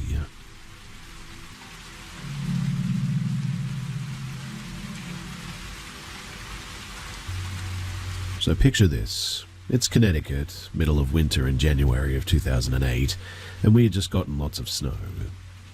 Me and 4 other friends had been working hard at our small community college, and we wanted something to do over winter break. We ended up finding a cute little cabin on a lake up near Orient, Maine, and after much fuss from our parents, we put our money down and started getting ready for the road trip. Keep in mind, this was before the shift from MapQuest to the common use of GPS, TomToms, etc., and before my cell phone was attached to my hip too.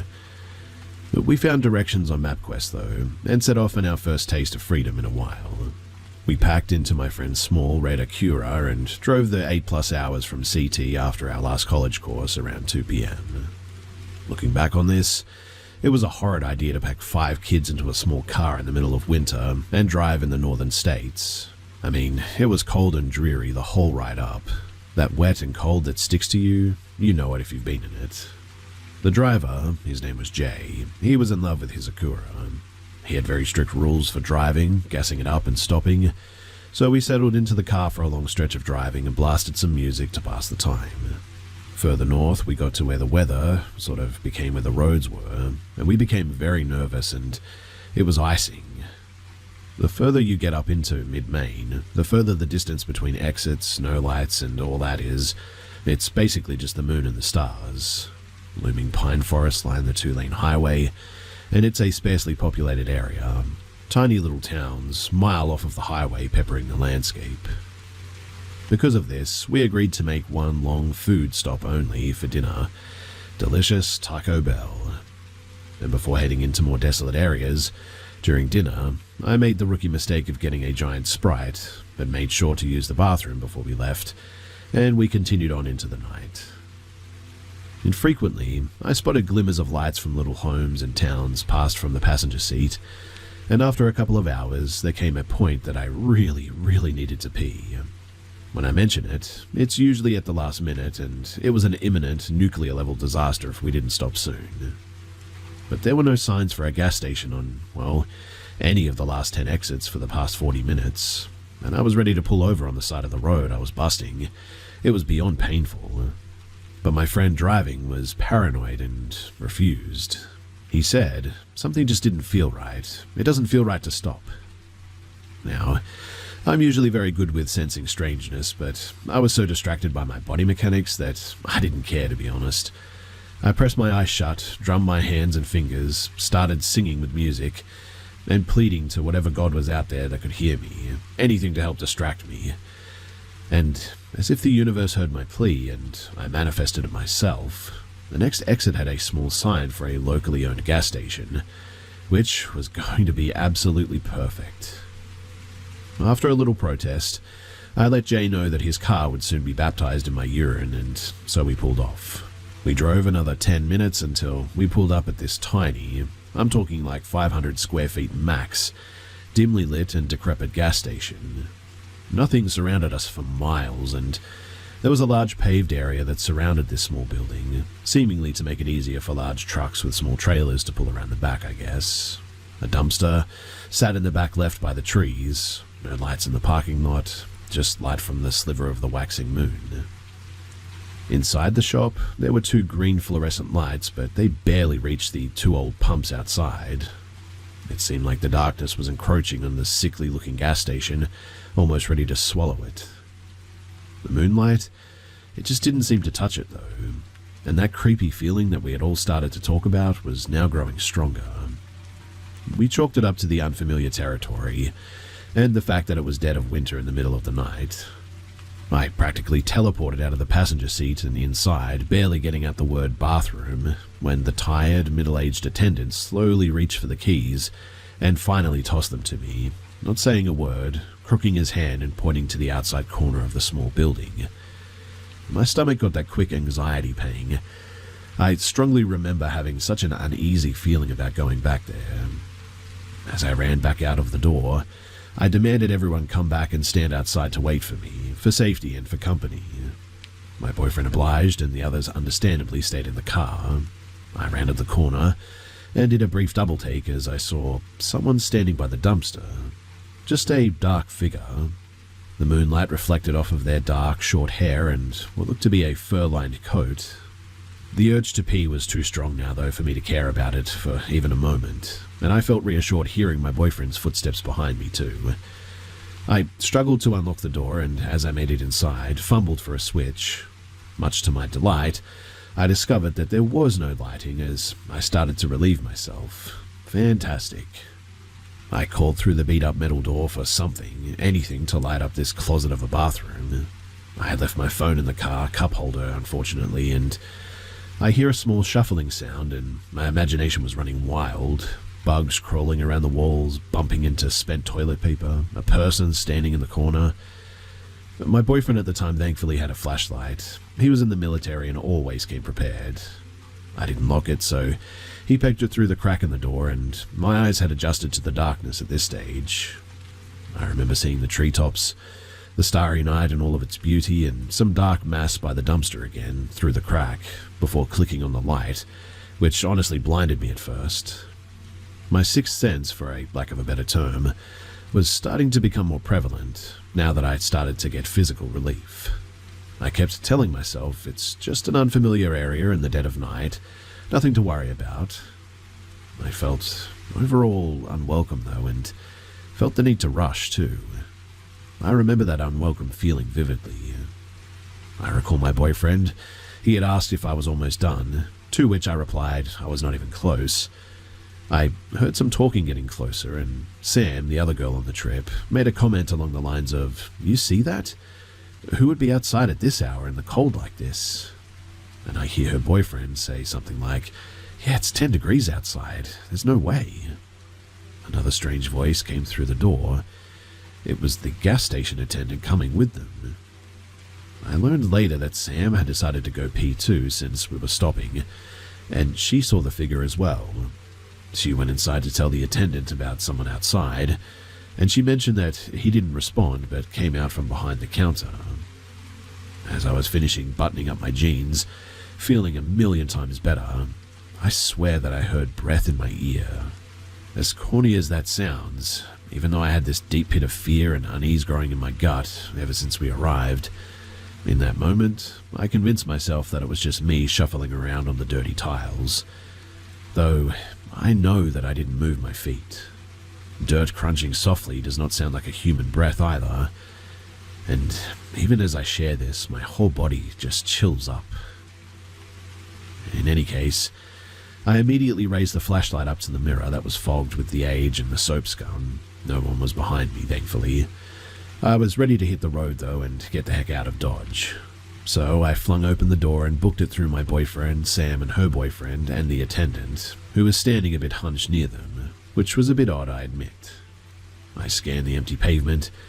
There seemed to be this lingering darkness hanging around the forest line where it met the parking lot. I turned to the dumpster, and this time no one was there. It should have been reassuring, I know, but it ended up freaking me out even more. "I think we should go. Sam, do you really have to pee?" I asked. I remember she looked uncomfortable. They all did. It was like the attendant was trying to block us from rounding the corner to get to the front of the store, or keep us in the area so something could sneak up on us and maybe attack us. I just got that threatening feeling all of a sudden. In hindsight, maybe he was just trying to make sure we didn't trash anything. I don't know, but I heard Jay start up the Acura, and I gave the attendant a wide berth. He wasn't saying anything, wasn't even really looking at us. I swear the darkness that seemed to be devouring the light from the shop earlier was emanating off or around him, though. And I know that this is going to sound a bit crazy, but you know when you can just sort of tell that somebody has bad intentions? Well, everything screamed in me that it was time to go. Sam and everyone picked up on the hint, and they rushed to the pumps, piling into the car as fast as we could, then pulling out. We laughed about it, once we were about 20 minutes away, that is, down one of the main freeways. We eventually made it to the cabin, and we enjoyed our first night there. Now, the second part of this story was the next day. We had brought some snacks and cereal, but after messing around, enjoying the frozen lake and watching movies all day, we quickly realized that we needed some more sustenance, and had asked one of the neighboring cabins if there was a town around where we could go and get supplies and food. The neighbor told us about a Walmart or someplace up Route 1 to Hulton. The populated town was almost an hour away, but the neighbor said to just drive straight for about 45 minutes and you'll be in downtown before you know it. It was later in the evening. The sun had gone down, and we once again all piled into Jay's Acura, and me in the front seat, my boyfriend right behind me, Sam and her boyfriend next to him. Jay, he was super nervous to drive. Temperatures had gone from single digits to negatives, which meant that the wet had turned to ice in many areas. But we made the slow and steady trip up to Hulton, got our supplies, and made our way back to the cabin. Halfway there, rounding one of the bends, he saw a person on the road. No distinguishing features, according to him, but Jay had started to panic a bit, yet slowed down and turned the car to avoid them, but ended up hitting a patch of black ice. The next thing we know, we're all spinning out of control slowly off the road. I remember putting my foot up on the dash and my hand up to the ceiling as we hit a telephone pole with my passenger door. We descended into the snow-covered ditch, mostly unharmed, thankfully, discovering later as we were towed by a good Samaritan that we were 10 feet from landing in a river. Jay mentioned why he had started swerving, to which he was told abruptly that there was absolutely no one on the road. We were incredibly lucky, and we weren't the only car to slide off the road in the last 24 hours, apparently. There was a tan Mazda van about 30 feet to the left of us that had also shared a similar fate that night before. They, however, had landed in the water, but thankfully they still had all survived. Poor Jay was beside himself with heartbreak due to his poor car and the damages and all that.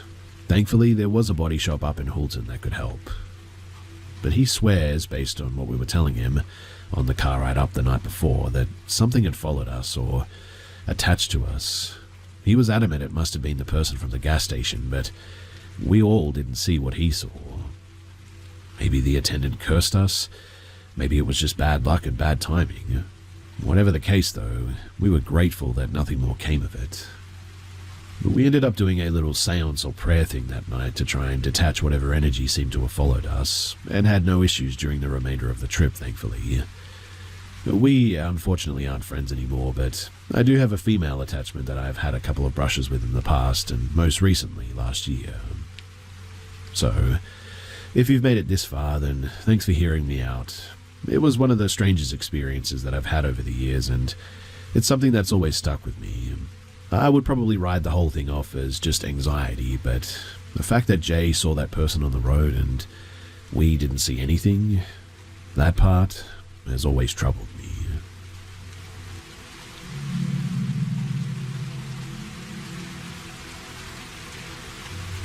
Meet Jane.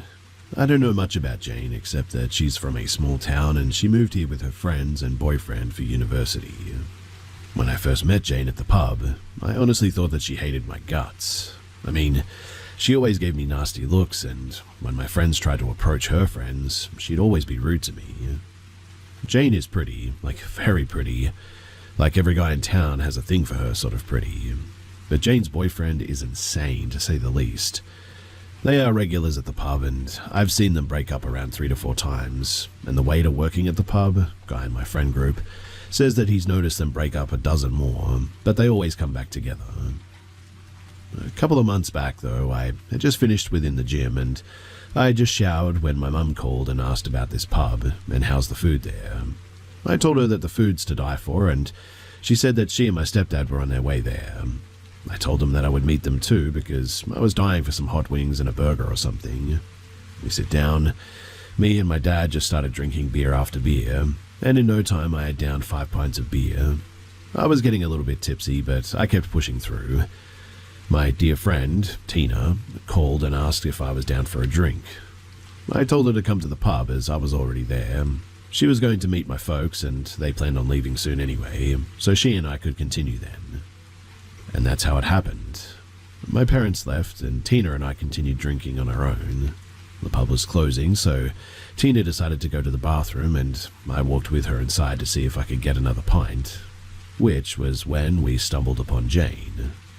Jane starts talking to Tina, and I realize that they must know each other. We all sit down to comfort her as she was a crying mess. Her boyfriend and she were done for good this time, apparently, and she revealed that he used to really abuse her, mentally and physically.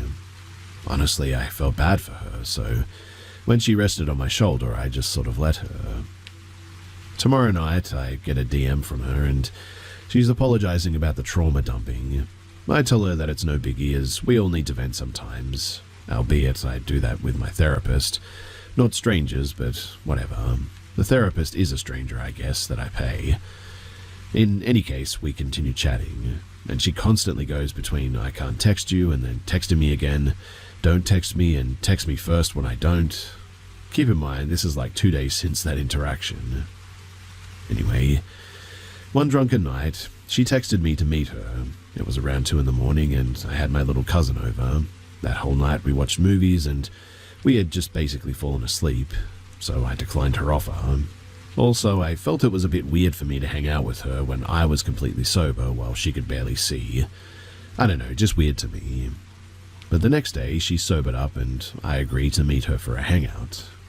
We hung out for a while, and she was honestly fun to hang out with. I did like her, and I worried about her and her ex, I guess. Soon enough, her leech of an ex left town as he was never really interested in uni, just being close to her. And on one of our dates, she revealed to me that she realized that she had feelings for me. And that's when she broke up with her ex, resulting in him physically attacking her. One day we had a date at her place, a little study date. After we finished studying, we relaxed on the couch and ended up making out. We didn't go the whole way that night by any means, but I went home and we continued talking about it, even exchanging photos, and then we hooked up. Now, I'm a person who likes alone time, I guess you could say, so sometimes I just want to chill at my house and not really be with anyone, and she did not like this idea at all. She started spamming me with calls, saying how she should come over and we could chill, she'll be silent and I'll still be alone. In my opinion, this kind of defeats the idea of being alone, as I'm, well, not alone. That's when she threatened me, though, that if I didn't pick up the phone, that she would never talk to me again. This is where I snapped, and I told her that her lukewarm, at best manipulation tactics would not work on me, and not to contact me again. She flipped out and came to my part of town, hanging out and waiting for me to come out. I told her, I begged her a million times not to come out to my house, but she simply said no, I'll pass, and came anyway. I literally felt so disrespected because all of a sudden I just had no value in life. When she texted me, come out, I'm here, I texted her, nah, I'll pass, and I stayed home. And now she's been following me everywhere that I go. It's been months, and I'm now dating a different girl, the girl of my dreams, but that hasn't stopped her from being in my shadow. She learned my routine, when I go to the gym, when I'm at practice, etc., and she never fails to show up or drive past where I'm at. My stepbrother even reviewed the security footage from our house, and we've counted her car driving past my house at least 14 times in a day. I still get texts from her on the daily, even though she's blocked. She gets wasted and spams me with messages on WhatsApp that she then deletes later. My girlfriend is obviously absolutely livid with this chick, as she would not leave me the heck alone. I don't fear for my life, I guess, but I have warned my friends that if I do die, that it would not be an accident or me just self-deleting myself. She's in my shadow and I constantly have to check my 6 to see if she's behind me. Anyway, 2 days ago I went to the pub with my friend Stan. He's a new friend of mine as he's a close friend of one of my best friends. My neighbour best friend Jake was in Durban to visit his aunt, and me and Stan went to the pub as his friend and my other best friend, Liam. They were having the closing shift at the pub that night. So we went and we visited him and had a few drinks, and she was there. And everyone was giving me these weird stares like I'd murdered their whole family or something.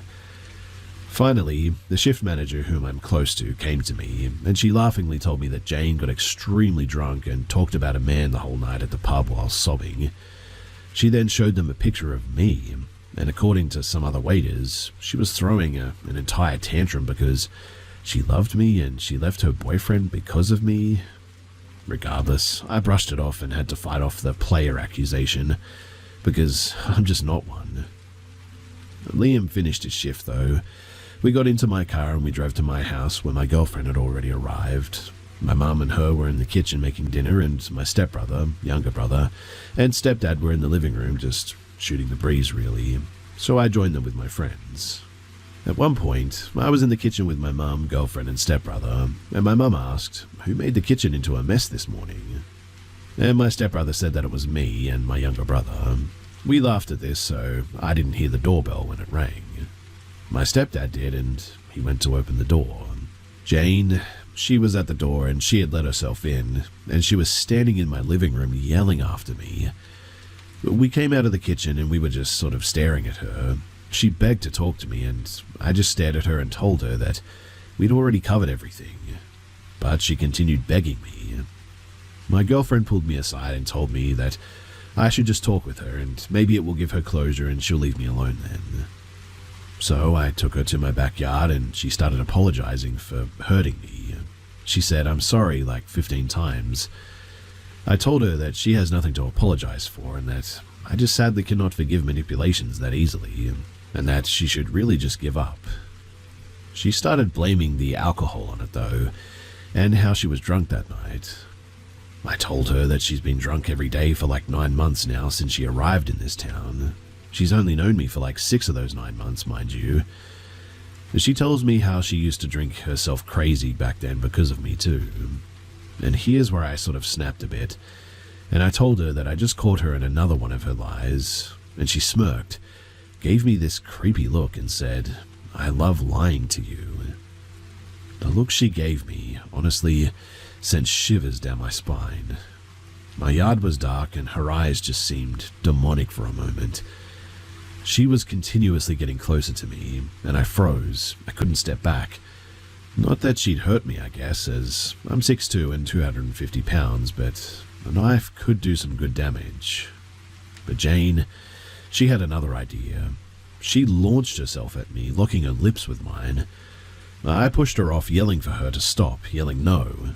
I walked inside, and I was ticked. My girlfriend looked like she was about to beat her up, and I looked at my stepdad and begged for him to drive her home. They got her out of my house as she was literally kicking and screaming. But then she refused my stepdad's car ride and she decided to walk instead. In the middle of the night, mind you, in South Africa. Whoever has lived in South Africa will know that this is a stupid idea. Anyway, thankfully she got home safe as I woke up to text from her on WhatsApp that she had deleted again from a phone number that she had blocked me from. And as much as I'd hoped that that was going to be the end of it, it definitely wasn't. You see, for the past 3 months, until the 25th of September, my girlfriend and I, together with my younger brother, we went to Germany for one of our relatives' weddings. It was here that my girlfriend met my dad and my older brother who lives in the States, and overall in these 3 months I had no worries about Jane, as well as no contact with her at all. Well, the 25th rolls around and the 3 of us land back in South Africa.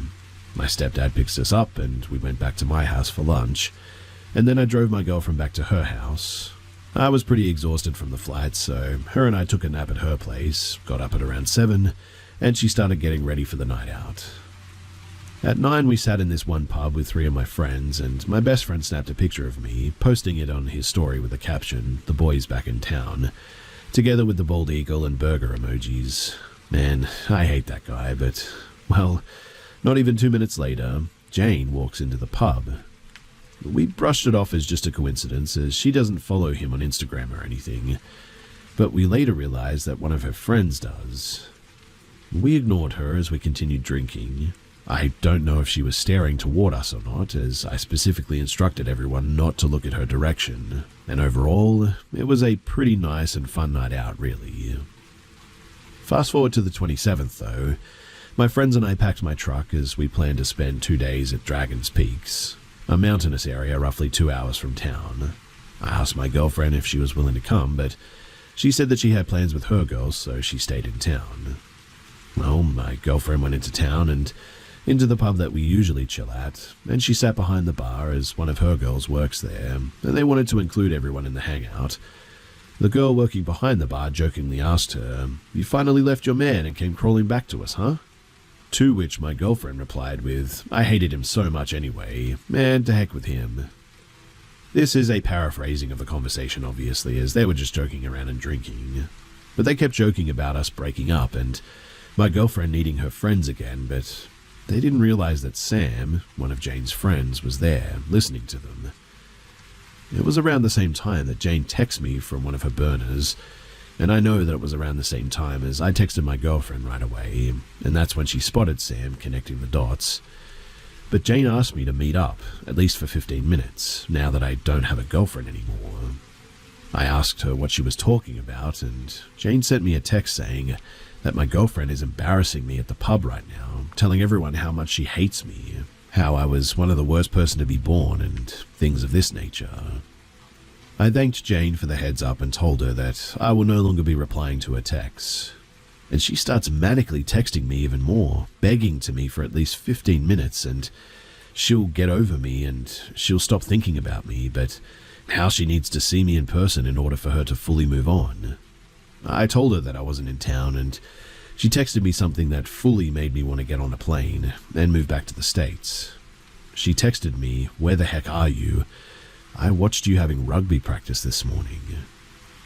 This is when I put my phone down and I didn't respond.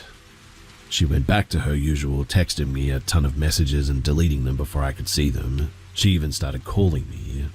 I blocked her, and to no one's shock, an unknown number starts calling me. I blocked her again, and I started getting phone calls from no caller ID. I knew that it was her, obviously, as that's a way to bypass being blocked.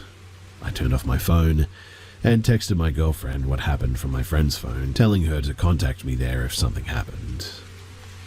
On the 29th, I went back into town and I changed my phone number. And now on the 1st of this month, I still haven't had any contact with Jane. My phone has been quiet. But I did see her car parked at the gym parking lot, so I didn't go to my usual gym today. Instead, I paid for one day of working out at another gym. My plan is to fully change my gym in the end and to start avoiding the pub altogether, hopefully so that she can finally move on. My family and friends say that it's not fair for me to miss out on hanging out with friends at a place where we've been hanging out for like 3 years now, but I really just see no other way out. I'll keep you guys updated if anything more comes of it, but please do wish me luck, and if you've got any advice on how to get rid of this chick, then I'm all ears.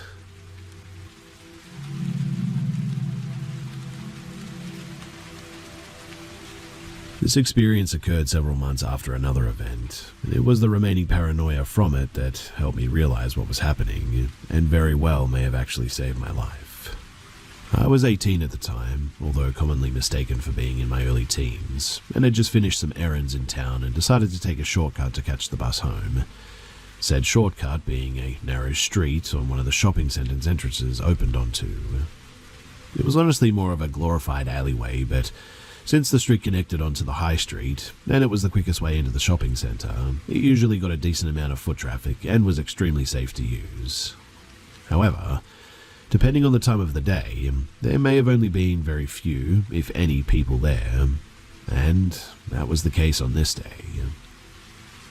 Just as I was walking out of the entrance, and celebrating the fact that it wasn't blocked by people standing around talking as usual, a young man around my age startled me by stepping out of the small alcove beside the door and blocking my path with an, "Oh, hi there, how are you? Have you been shopping?" The way that he had approached me immediately put me off, but the overly familiar, fancy seeing you here sort of tone that he was using made me hesitate for a moment, wondering if he was just someone from high school who maybe recognized me and wanted to say hello. So I muttered, yeah, hi, to stall for a moment while I racked my brain for who this could have been.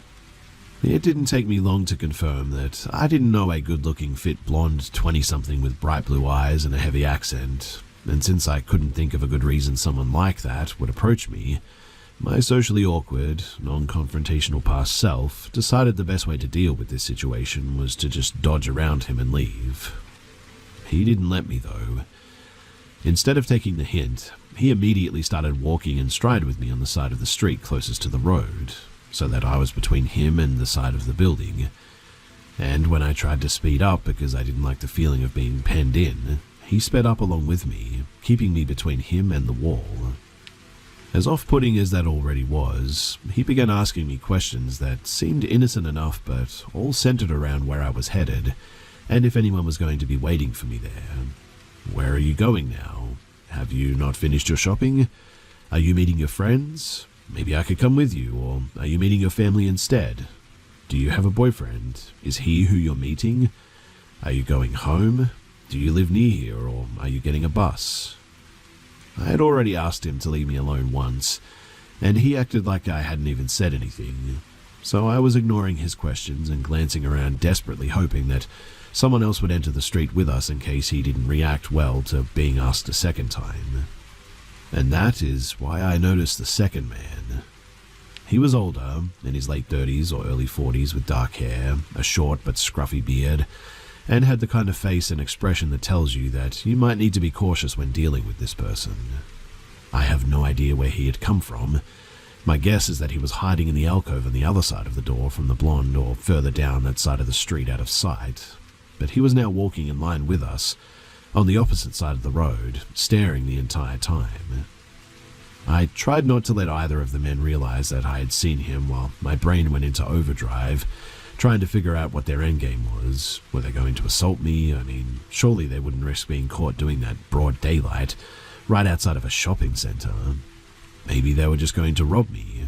But if they wanted to do that, the blonde could have just grabbed my bag and ran when he had the element of surprise back when he was hiding behind the door.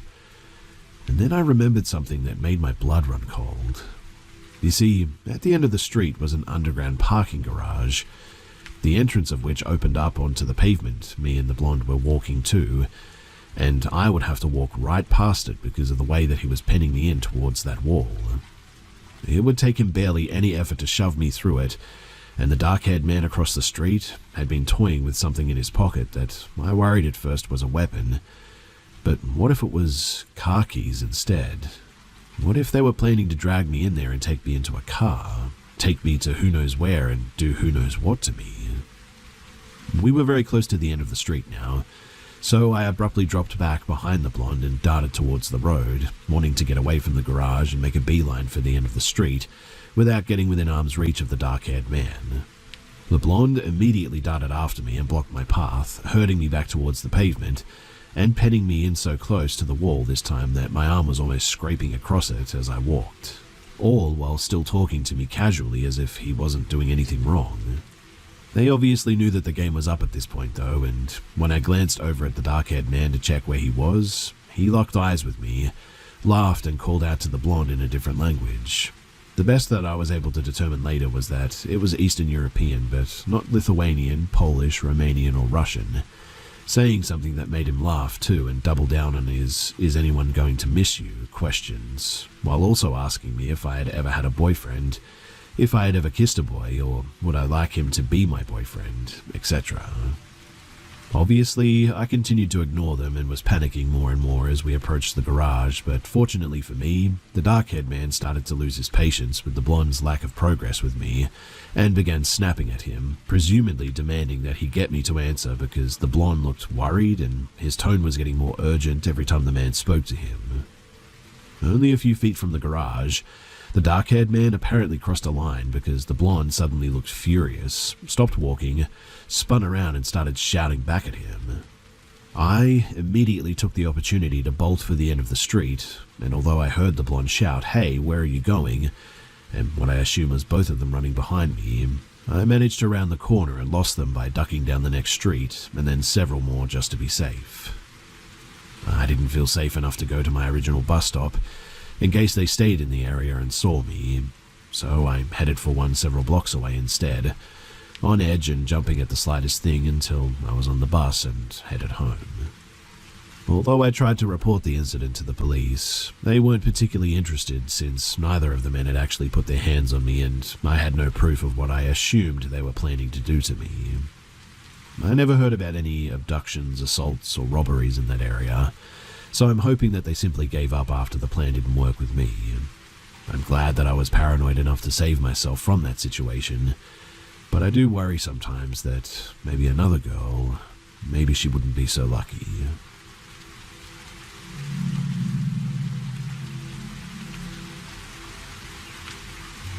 This happened in July of 2021, around 2 to 3 in the morning, but I remember it like it just happened. I think about it more than I'd like to admit, but for some background, I've always believed in the paranormal and have had a couple of experiences over the years. What sets this one apart, though, is the fact that it was witnessed by another person who was a non-believer prior to this. So we were driving along what I think was Highway 212 in rural country somewhere between Belleforche, St and Hammond MT. We were going to a music festival in northwestern MT from KY and made it a point to not talk about paranormal activities and entities due to potentially manifesting something prior to leaving on the trip.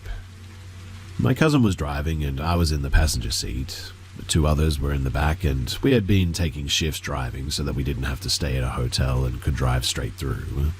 My cousin and we were on night shift due to the nature of our profession, which kept us awake at odd hours. We'd been passing the time by just messing around, listening to music, and looking at the local wildfire as we drove through. We had seen a lot of pronghorns and nice deer earlier in the day. Both of us being outdoorsmen, we were pointing out every game animal that we caught the faintest glimpse of. We were on a particularly barren stretch of road and hadn't seen a man-made light for miles at this point. No other cars on the road, no houses, nothing.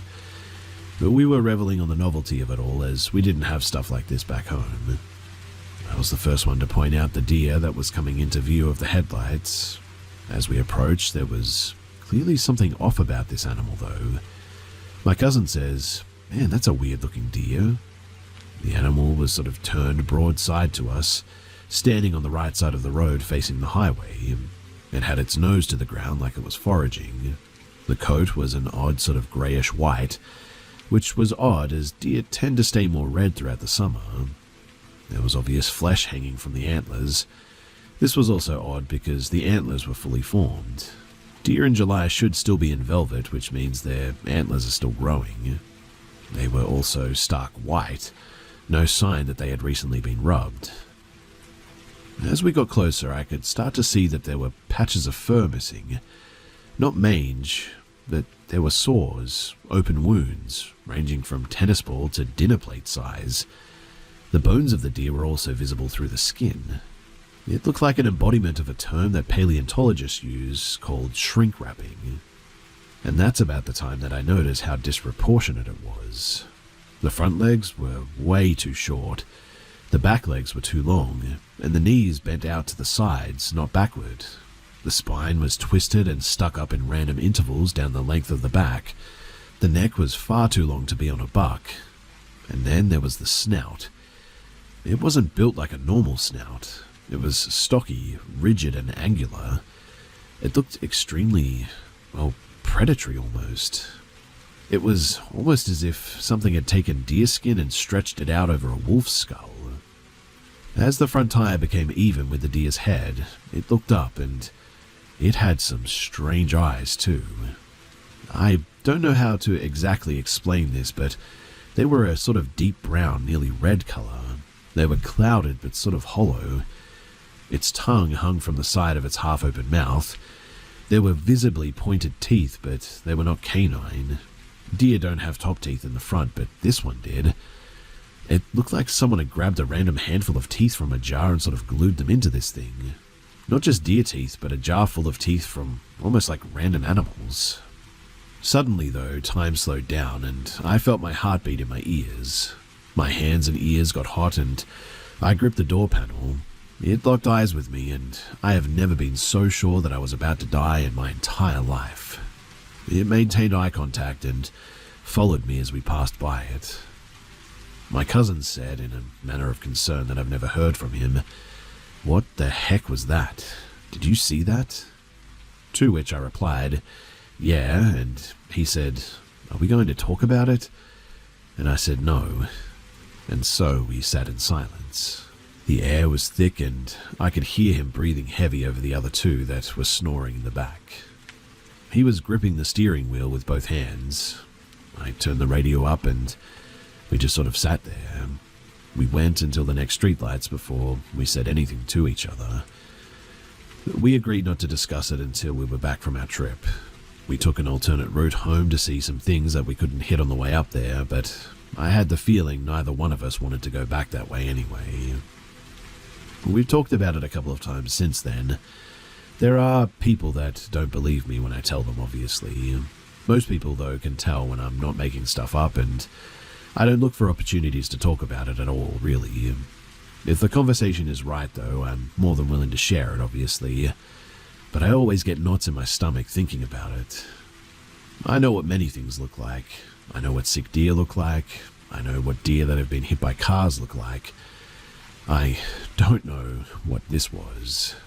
I also don't know if anyone has any idea of what it might have been, or maybe had a similar experience, but I just thought that this might be the best place to share this and maybe get some people's opinions.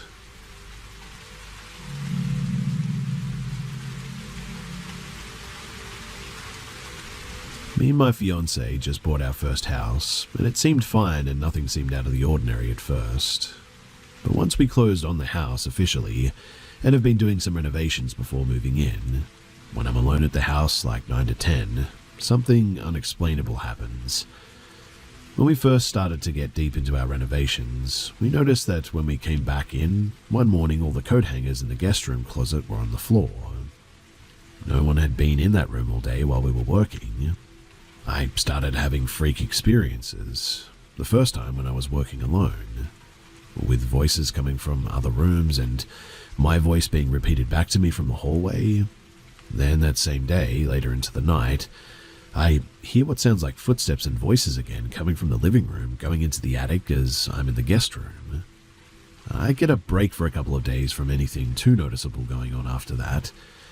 Then, just recently, I was getting ready to leave out on the front porch and hear what sounds like claps coming from the road in front of me. I've constantly felt like I'm being watched there, even when I'm not alone. I thought it was kind of isolated to the hallway and guest room, but after what I just experienced, I truly don't know anymore. I'm set to move in fully next week, and I'm wondering if there's anything that I can do to calm it down or something. This whole situation just seems to be getting worse, and that really worries me.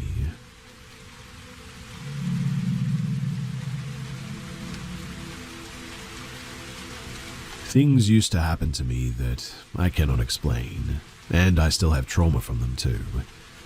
I'll try to describe them as best as I can, and I would be glad if someone who might know something about this could respond. So I lived with my dad in a house that wasn't pretty to look at. We didn't have much money, so the house was never fixed up. When all of my siblings left to live their own lives, I stayed with my dad alone. I was in my sister's room, and my sister used to experience paranormal phenomena in that room because of our dead brother, who died when I was young and used to visit her allegedly. At the time, I was in my sister's room and I didn't know about it. Every day at around 1 a.m. I would always hear noises though, and weirdly it was like someone walking back and forth on all fours. It was very disturbing to me, and then I heard and saw something pushing on the door, but it was closed, so it didn't open. This happened pretty much every day, so I started barricading the door with all sorts of stuff, wood and barrels and things like this, so that whatever it was couldn't get inside. This went on every day for about a week. I did an experiment where before going to bed I left the light on. Of course I was barricaded in again so no one could get inside. But the next day I woke up and to my shock the light was off. The barricade was still in place, mind you, and I should note that I'm not a sleepwalker. And when I woke up I thought the bulb had burned out or something, but when I tried the switch, sure enough the light turned on normally, which meant that someone must have turned it off. The dad couldn't have gotten inside because of the barricade, so it couldn't have been him. And besides, he would have been upset that I left the light on like that, but he was calm, and the barricade was still intact. Because of these things, I started having sleep paralysis, I think, almost every day. Even a normal dream would turn into sleep paralysis, or I would experience it as soon as I was almost falling asleep. An example of this was that I was in a dream where I greeted a friend, and we were about to high-five, but before we could, everything started to sort of ripple and spin. We spoke in a language that sped up, slowed down, or was in reverse, a kind of language that gave me goosebumps. Suddenly, I woke up from the dream and saw the two of us in front of me continuing to speak in that strange language, and I noticed that our faces were deformed, like uncanny valley type of deformed. This lasted about 40 seconds before eventually I snapped out of it. When all of these things were happening, I was always scared to go to the bathroom. One time I went to the bathroom with a flashlight, and we had the bathroom window open.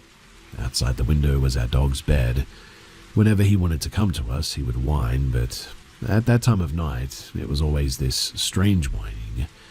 Almost, I want to say, unnatural, and it would always get closer to the window.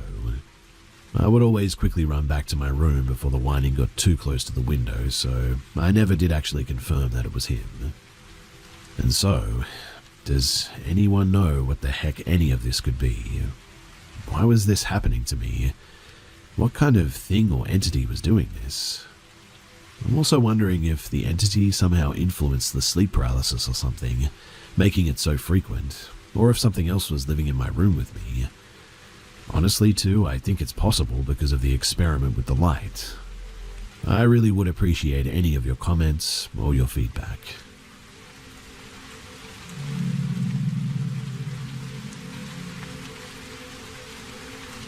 I know lots of people don't believe in ghosts, and you know what? That's fine. I don't even know if what I have is a ghost. I don't really know what's happening at all, to be honest. Whatever is going on, it's happening more, and so I thought that I should get some help and share this.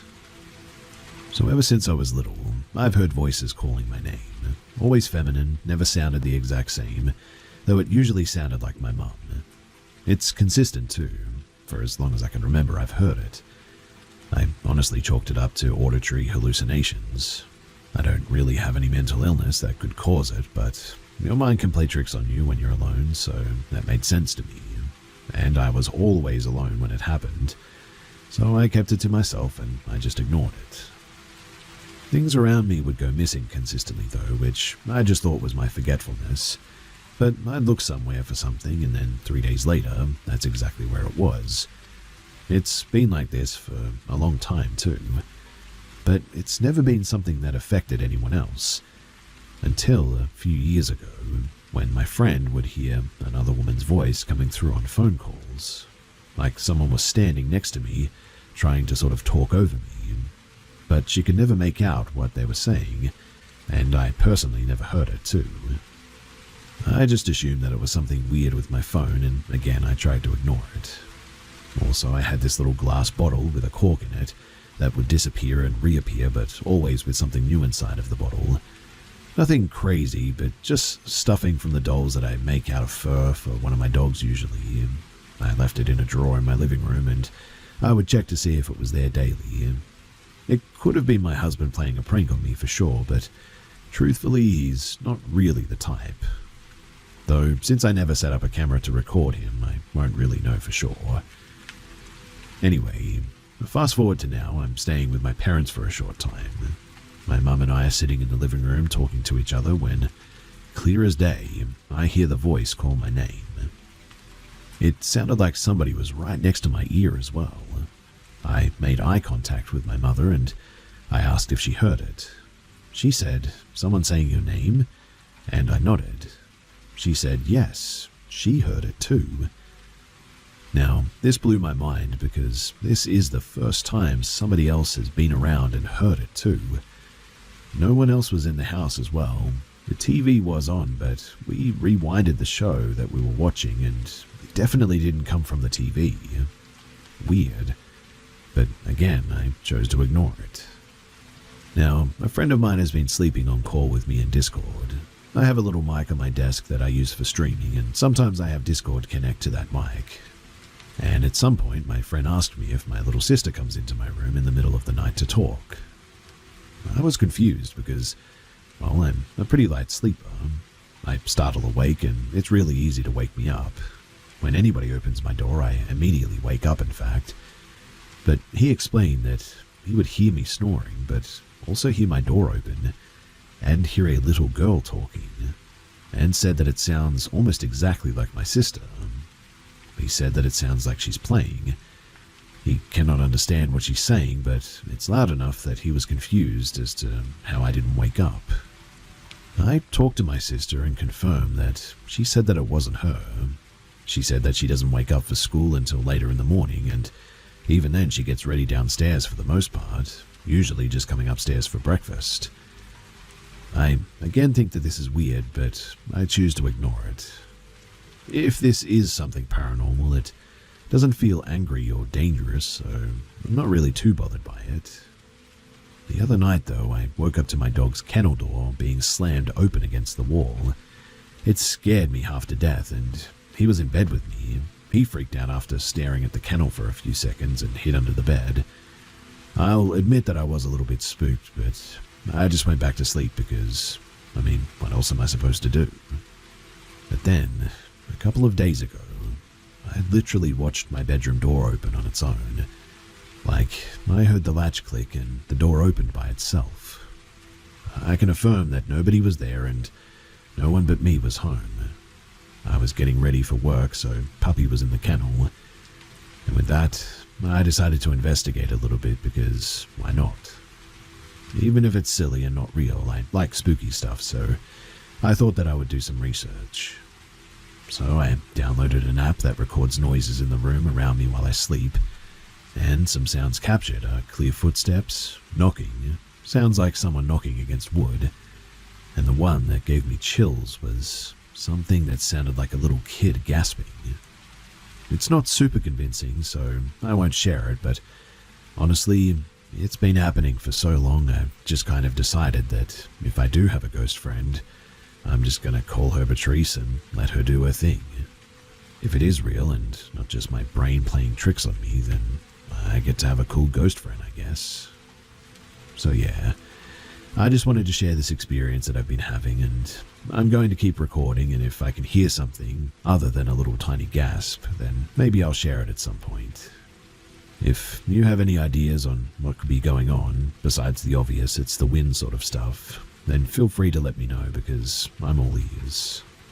I do like spooky stuff and I like to believe in it, so if you want to speculate or anything, then please be my guest.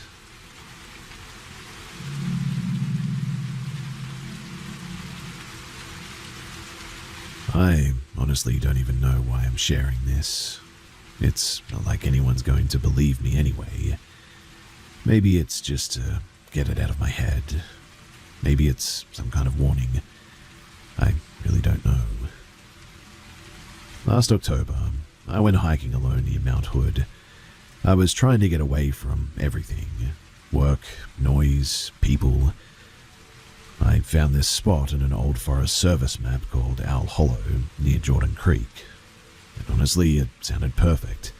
Secluded, quiet, barely even mentioned online. Well, the first few hours were fine, peaceful even. Just the sound of the creek and my boots crunching gravel. It felt good, like I could breathe again. But sometime in the afternoon, that feeling started creeping in. You know the one, right?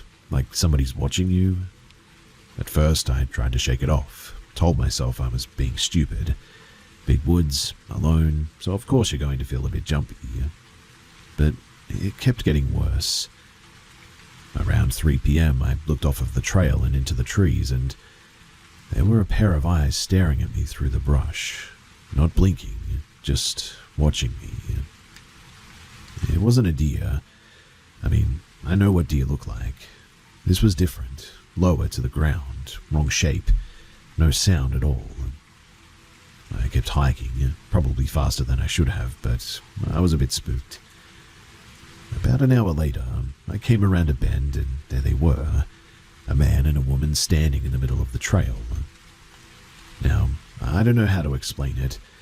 Everything about them just felt off immediately though.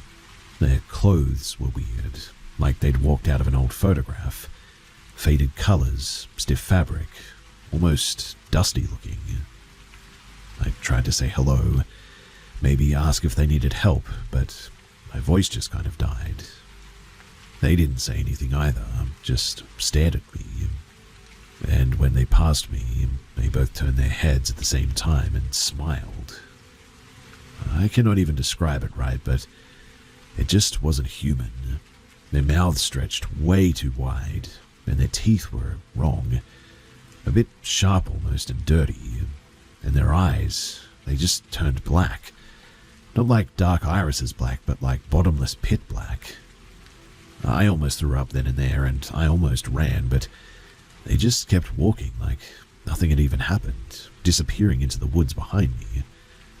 I should have left right then, I know. I should have turned around, sprinted back to my truck, never looked back, but I didn't. I kept going like an idiot. At the time that I set up camp that night, my hands were shaking so bad that I could barely get the tent up. It didn't matter though, I mean, I wasn't going to sleep anyway. As the sun went down, the woods around me got wrong, too quiet. No birds, no bugs, nothing but the creak and the sound of my own heart pounding in my ears. Then, that was when I started seeing them. First one, then two, and then more. 17 or perhaps 18 of them maybe, crouched in the trees, peeking from behind rocks, half buried in the tall grass, all with the same twisted smiles, all with those black, dark eyes. I sat there by the fire, clutching my pistol, feeling like I was going to pass out from the terror. They didn't move. They didn't get closer. They just seemed to watch me. I don't know what snapped, but I stood up and I fired 2 shots straight into the air. The sound echoed through the trees, sharp and painful. They didn't even flinch, though. That was when I ran. I grabbed my pack and ran like my life depended on it, because honestly, I think that it did. I don't remember getting back to the car. I don't even remember driving home. I just remember slamming the door behind me and sitting there in the dark for hours, shaking, gun still in my hand. I haven't told anyone up until now, because I know that people think that I'm crazy. Heck, I think I'm crazy sometimes when I replay it in my head. But I know what I saw, and I'm telling you that if you ever find yourself out near Owl Hollow, just turn around. Get out while you still can, because some places are probably just better off forgotten.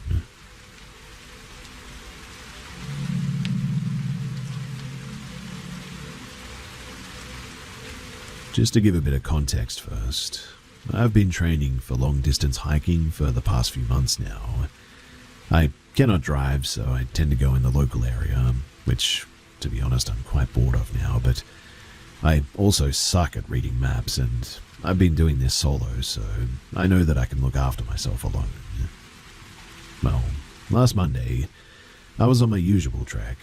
I'd become lost a few times and found myself on private land, when I noticed that I had just backtracked a bit. No issues. This happened 3 times on this particular walk, which had added an extra 10 miles now. I was heading back home my usual way, which I had done countless times when I went over on my ankle a bit. I knew that if I went on my usual way that it would be an extra 6 miles, which I really, really want to do, so I looked at my map and saw a private route which cut right through the forest. I'm normally a rule follower for sure, but I knew that I couldn't make it in any other way, so I trespassed. Now, this route would be 3 miles shorter. I started down the path and all was well for the first half mile. There was a stream with a waterfall, which was all quite pleasant, despite the fact that I was dragging my leg. But then I noticed the forest was getting very dense and the trees were bigger than the ones that I'd seen in the other forest that I passed through. This really surprised me since I joke with my friends about all the trees looking the same, but the trunk on these trees were huge, the biggest that I'd seen, with the bases the size of a small house even. The trees genuinely looked like something out of a fairy tale. Further down the path, I noticed that there were sudden bluebells, more than I had ever seen, surrounding everything. This went on for about a mile, and then I noticed random 3-foot-tall stones that looked purposeful and very old. I'm used to seeing old stone markers, but something about the shapes were odd. Maybe markers or perhaps graves? I'm unsure, to be honest. I had seen animals all the way through my hike, but for some reason not here. Instead, it was eerily silent. I stopped to take a picture of the bluebells, and then what looked like a leg suddenly came out of the grass near the base of a tree. I jumped out of my skin. I'm miles from anyone on land that I shouldn't even be on without any signal on my phone. I thought it might have been a bloating body which made the leg suddenly pop up. I got myself together though and took a few deep breaths and went to check. I walked over and it was just a solid log. But I swear that I saw it come out of the grass near the tree, but it was a log. Well, I keep on walking, but quicken my pace. Ankle is killing me at this stage. Then I heard a door slam.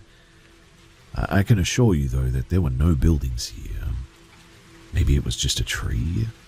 I'm trying to be rational, but what happened next really messed me up when I heard someone speak. but it was like right next to my ear. I could feel the warmth of the breath even. "Leave here," is what it said. I instantly turned around thinking that somebody was there, but there was no one. There was nothing there. But there was no way that someone could sneak off and run away that quickly. Well, I break out into a full sprint. To heck with my ankle too, I just need to get out of here. I reach the end of the path and it's a 15-foot tall chained gate. There's no way that I'm heading back down that trail, so I find that the top of one of the walls is broken, making it about 10 foot. I haul my 5-foot tall butt over it and I just sit by the side of the road for a minute, catching my breath. I was looking back through the gate, waiting for someone or something to show itself, but nothing ever happened. It's been over a week and I just feel the need to go back there. I don't want to, sort of, but I'm also just completely perplexed by what the heck happened. I understand that I might have dehydrated or something, but I've been doing this for months and nothing like this has ever happened before. This is England. There was no building or residence on that land. And really, I just have no idea what that was.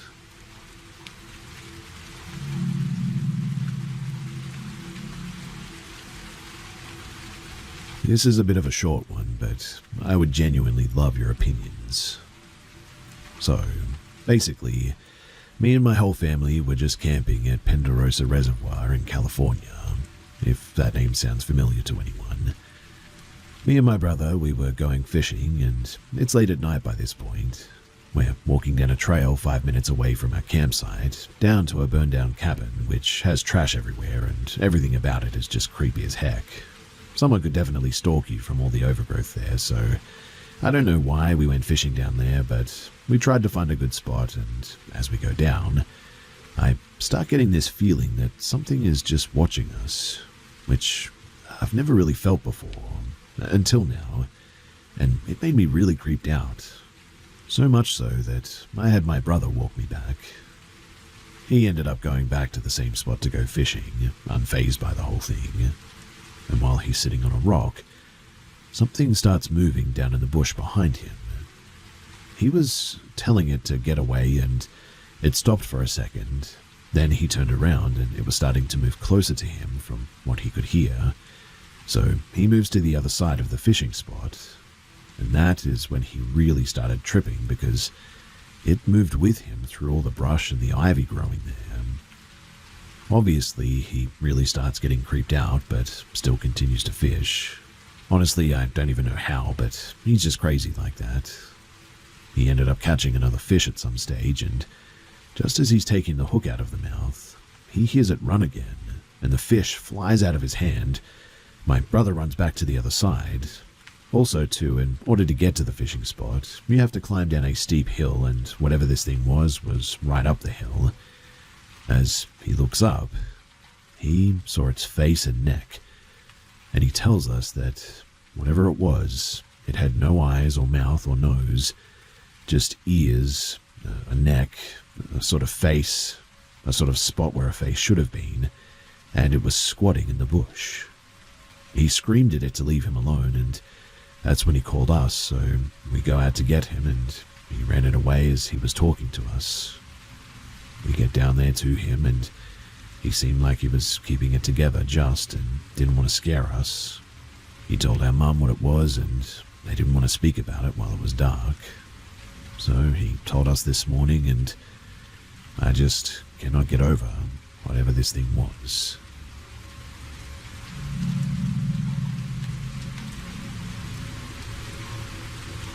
So I'm a 34-year-old male now, and this happened to me about 30 years ago now. I've told friends and family, and they all swear that it was a bad dream, but I just know in my heart that it wasn't. Not many people remember things when they're that young unless it's really stuck with them, but I've never forgotten the fear that I felt, I guess. And I can honestly say that I remember it perfectly, as if it happened yesterday, in fact. So, I was a very happy kid growing up, youngest of 4 boys, huge age gap between me and my 3 older brothers. When I was 4 years old, though, I slept in my parents' room. I had a small kid bed in there with them. I don't remember ever having many experiences up until then, but even if I did, who knows if I would remember. But this I could not forget. I do, however, remember always feeling very scared when it came time for bed, I guess. I'm not sure what caused my stress, but I remember feeling really anxious. Well, one night my mother put me down for bed. Her and my dad also got into their bed. I remember I hated when my mum would leave.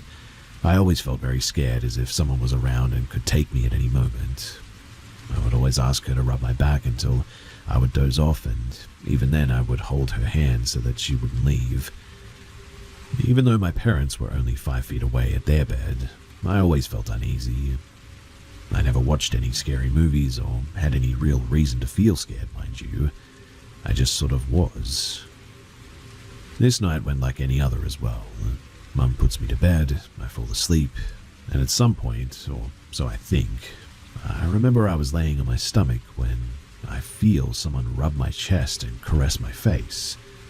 I genuinely thought that it was still my mum who was there, but it felt foreign too. It felt like it shouldn't be happening. I was instantly terrified, but I was also too scared to fully open my eyes. In a moment of bravery, I slowly peeked with one eye. I probably woke up the neighborhood, but I screeched so loud that my throat instantly felt hoarse, because in front of me, I see just a dark figure, about 6 foot plus tall, no face, no nothing. It was definitely the figure of a body though, except it was a pitch black outline. I could definitely make out every detail as well. Arms, legs, torso. It was literally a body just standing there staring at me. The strangest thing is that I couldn't see any features though, nothing. It should be noted though that there was no furniture or nothing in front of me as well. My small little bed actually faced the room door. I felt tears just pour down my face and the terror was immense, but I couldn't look away. I was fixated while yelling as if I saw a murderer. I finally mustered the strength to close my eyes, and a few seconds later, I feel hands on my shoulders and I start swinging and screaming even louder. This time though, it's my mother, and she tells me to calm down and that it's all okay. I quickly look around and the figure was now gone. I was sitting up in my bed with my mum's arms wrapped around me, and I was traumatized and scared. As I said, to this day, I have never forgotten about that night. The figure that I saw and the fact that I made my mum stay up until 4 a.m. because I refused to go into my bed is confirmation, too, that I haven't forgotten. I finally convinced her to let me sleep with them in their bed that night. Strangely enough, even now as an adult, I feel that fear that I felt when I was 4. Sometimes I wake up and open my eyes and I can feel and see that figure watching me. Now I'm less scared and tell myself that it's nothing and that it's all just in my head, and just turn over and go back to sleep. But deep down I feel like whatever it is, it still continues to visit me. I don't believe it to be warm and kind. I believe it to be intrigued and devious. I don't talk much about experiences nowadays, but that first encounter, that one has never left my mind. I do believe that something was there. What though? I don't think that I'll ever know.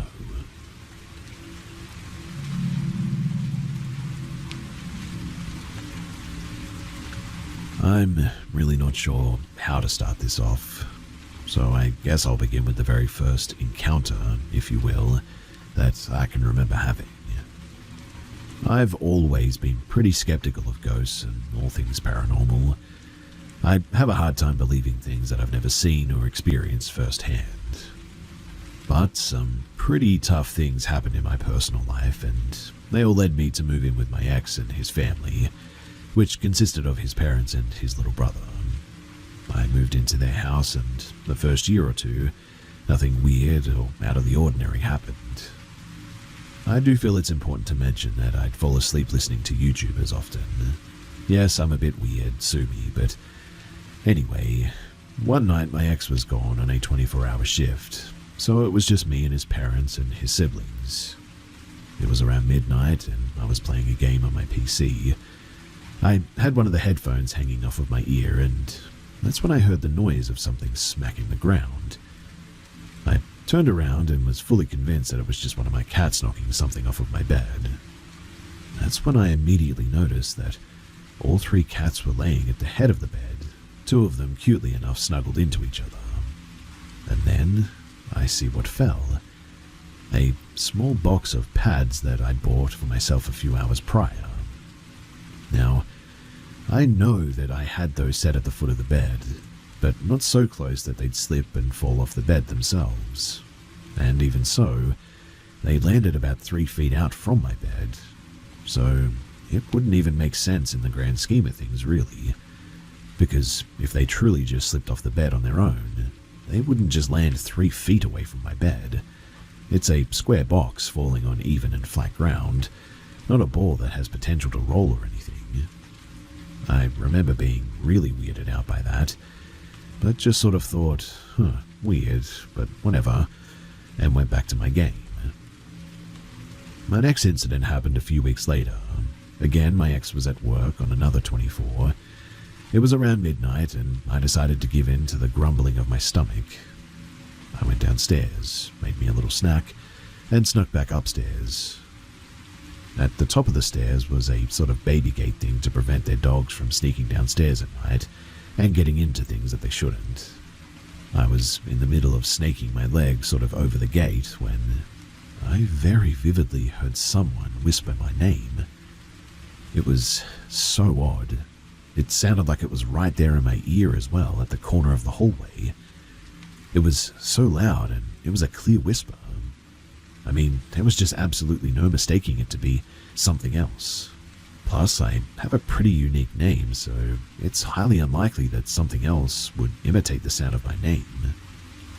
I'd already had my phone flashlight on, albeit being pointed at the ground due to the act of me not so gracefully trying to scale over the baby gate. But I immediately flung my phone flashlight up and shone it in the direction of where I heard the whisper. And to my surprise, there was absolutely nobody there. In fact, the entire hallway was empty, so still and so eerie. I even poked my head into the bedroom of the parents and the little brother to ensure that one of them weren't playing a trick or a joke on me. And of course, everyone was sound asleep. I did ask the entire household the next day if they were messing around with me, and they just all looked at me like I was crazy. To this day, I still cannot explain just how real it was, and how loud and clear and concise that whisper was, the way that it dragged my name out like how they do in horror movies. Every time I think about it too, it genuinely sends chills just down my spine. Anyway, about a year later, my ex and I split, and I moved back home with my mum. I haven't experienced anything since, but I do from time to time get that feeling of someone watching me. Like, sometimes it feels like I'm just not quite alone, I guess is the best way to put it. It never feels dangerous, I guess, just more unnerving.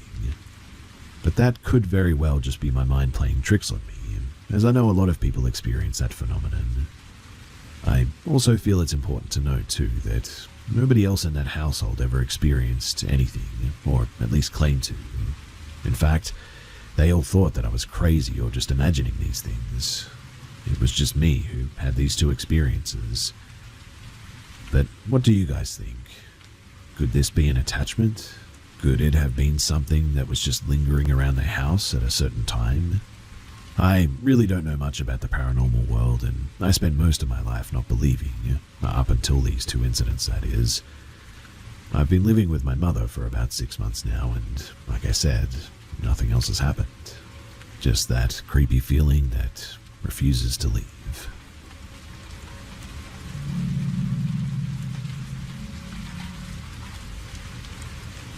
I've always been sort of a bit of a skeptic on all things paranormal.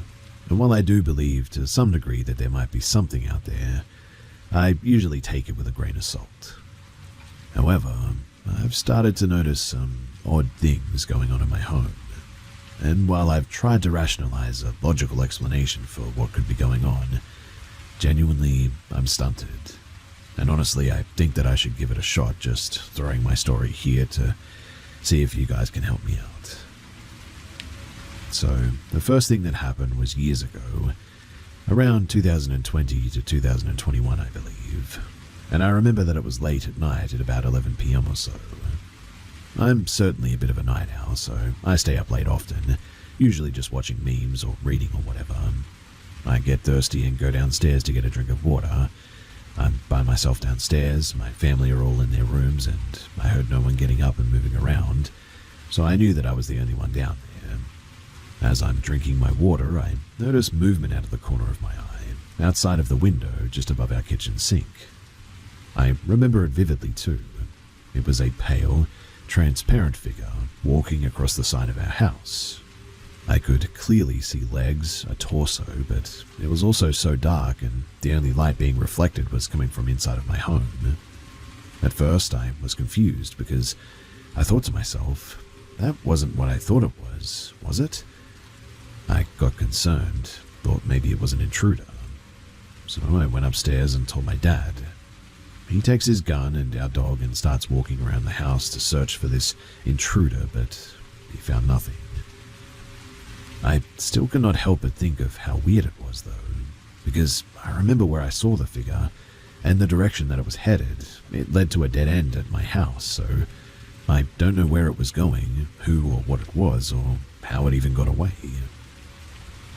The second encounter, this one happened pretty close in time from my first story. I'd say maybe a couple of months later. And although I didn't see anything, it was the noise that it made that scared the ever-living you-know-what out of me. So again, it was at night. This time it was around, I would say 1 to 2 in the morning. House is dead silent, everyone is asleep, except me obviously, and I'm downstairs by myself getting another glass of water. Now, as I'm about to head upstairs, I freeze and all of a sudden I hear this terrible, inhumane and guttural snarl coming from the front door. I instinctively stopped moving, like every bone in my body was telling me not to do anything. Don't blink, don't breathe, and do not move. Whatever this thing was did not sound like any animal that I'd ever heard before. It couldn't have been a bear, since they don't come down this far. It could have been a dog with rabies or something, but it still doesn't explain the noise that it made.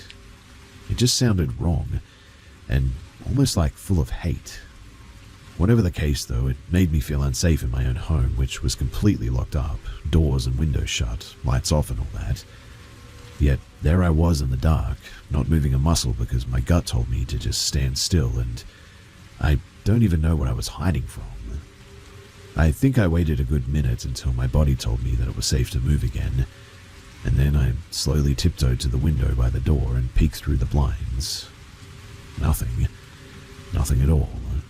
No dog, no animal, no weirdo drunk, nothing. And so I just went upstairs and I went to bed.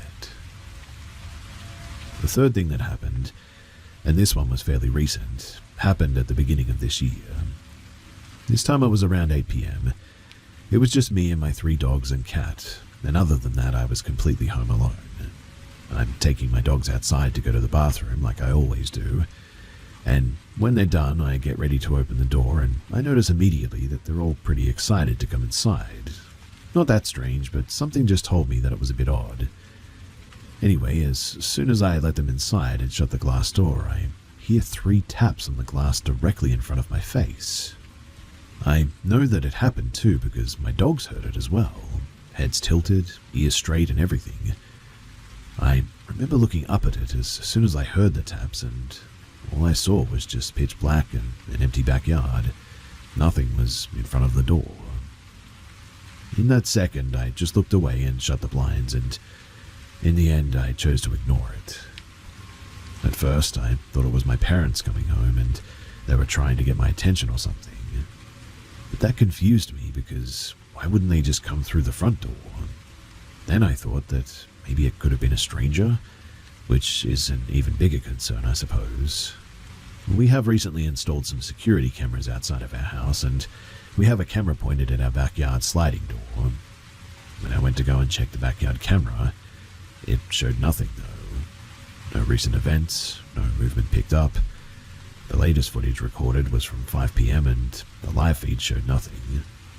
There was nothing outside, and yet I know that I heard 3 distinct taps on that glass in front of my face, almost as if it was, well, whoever it was, wanted me to know. I have no idea what any of this means, and I don't know why it started happening. So far, all I'm doing is ignoring it and hoping that it just goes away, but who knows? That is also really all I have to say. Believe it or not, I don't really care.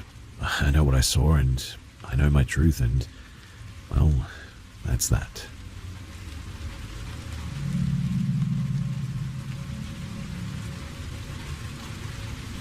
Just for some context, I live in Germany and I'm 23 now, but I was 20 at the time. So, I was on my way home from a party in the city. Since I had been drinking, I took the tram. Unfortunately, I had to get off at a stop because the tram only went so far, about 3 stops from my actual destination, in fact. And since it was dark, around 1 or 2 in the morning, and I didn't feel like walking through a forest, I decided to wait 45 minutes for the next tram. There were a few houses nearby, a swimming pool in the forest, obviously. At the tram stop, nobody else was around. Then, a woman approached me.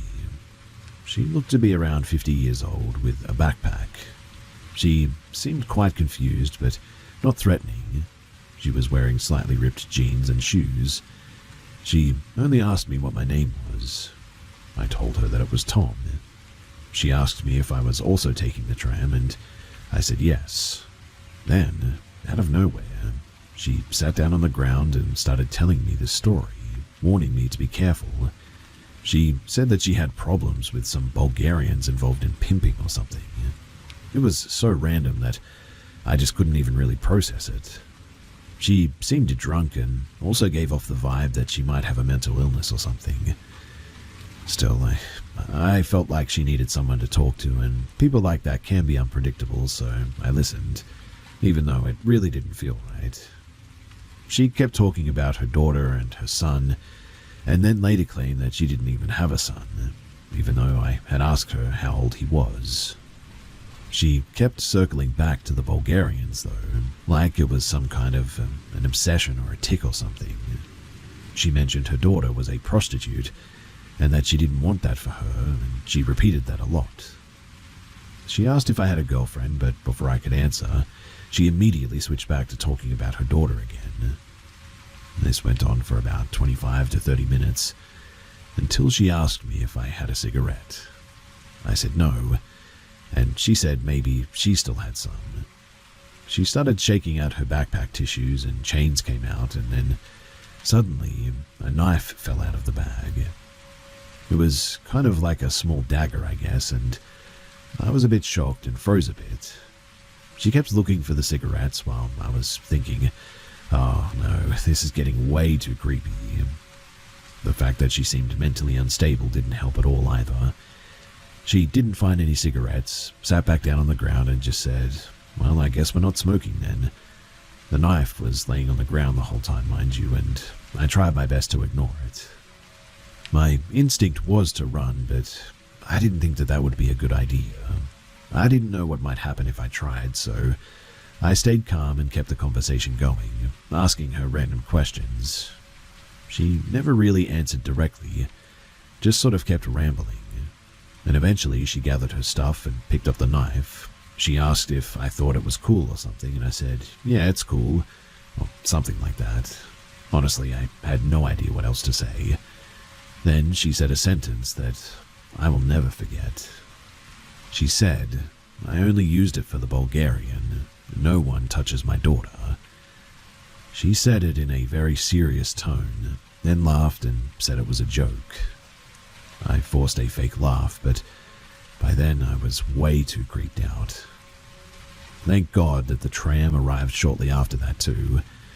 My goal was to sit at the very front near the driver, just in case anything happened, but out of nowhere, she decided not to get on the tram. No idea why.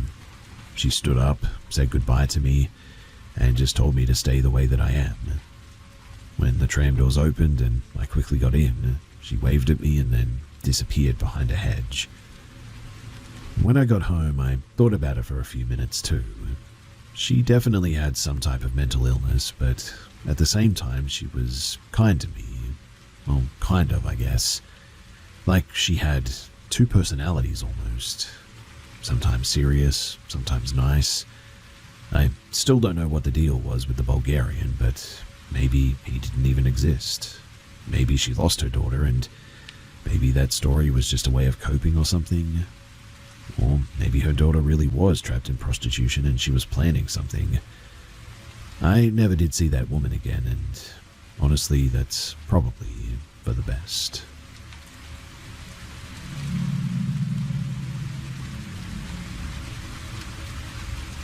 This happened a couple of hours ago. I was puttering around the house, picking things up and making sure the house was set for the evening. As I walked into the kitchen to put some things away, I saw that the back sliding door was open.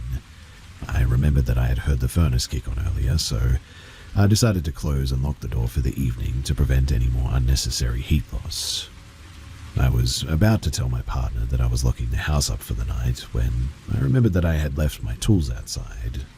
So instead of closing and locking the door, I opened the door and went out onto the deck to collect my tools. I gathered everything together, came inside, and was unable to close and lock the door for the night. After doing so, I announced to my partner that I had closed and locked the back door for the night as a way to help me remember and so that he was aware that it had been done. Simple enough, right? Side note too, I guess that he never heard me, but I specifically remember saying it out loud because this is something that I do to help me remember things better. If I say it out loud, then it doesn't stay stuck in my head and get forgotten. I hope that makes some sense. Anyway, immediately after closing and locking the door, I set my tools down on the kitchen floor and watched my cat come into the kitchen through the little cat door cut out of the bottom of our basement door, located in the kitchen. She likes sitting and staring out into the backyard when we have it open, so she's sort of been coming to the back door every time that she hears it open or close. Classical conditioning at its finest, right? Well, I then took the drill battery and the charger from the tools that I carried inside to the kitchen, and I put them in the island to plug them in. With the battery plugged into the charger and the charger plugged into the outlet, I began walking out of the kitchen when I suddenly got hit by a cold breeze.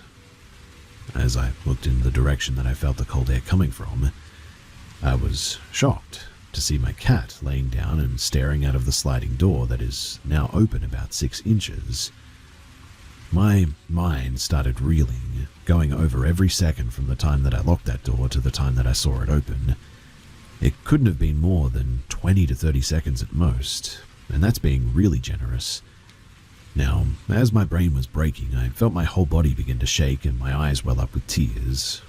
I had no control over this physiological response, nor had I ever experienced this type of reaction to a perceived paranormal event. I was so confused, and everything just felt so strange. I stumbled around for a few seconds trying to get my bearings. I finally made it to the living room and sat down on the armrest of the couch to tell my partner what had just happened. He got up to go and look and now opened the sliding door. He was skeptical, understandably, saying that I probably just got distracted plugging in the battery and forgot to close and lock the door. That totally sounds like something that I could do as well. That must have been what happened, right? Problem is that I remember exactly what my order of operations was from the time that I walked into the kitchen to the time that I stumbled out. I've certainly had some easily dismissible things happen since we moved into this house 8 months ago. Knocks, footsteps, shadows out of the corner of your eye. But all of this was so easily dismissible that it's not even worth mentioning. With one minor exception, I guess. I've gone downstairs in the morning to see one of the battery-operated taper candles turned on in our dining area 3 times within the past few months. The last time being only 2 days ago. But again, totally dismissible, right? But this time, I know that I locked it. So now what? Is this a glitch in the Matrix? Does my cat have telekinetic powers? Or maybe a friendly entity opened it for her? I have no idea, and I'm sure that you don't either, but that's okay. I'm not really looking for answers necessarily. I just needed to get it out, and I figured that I could entertain a few people with a very real, very true story of a strange event that I just cannot seem to wrap my head around.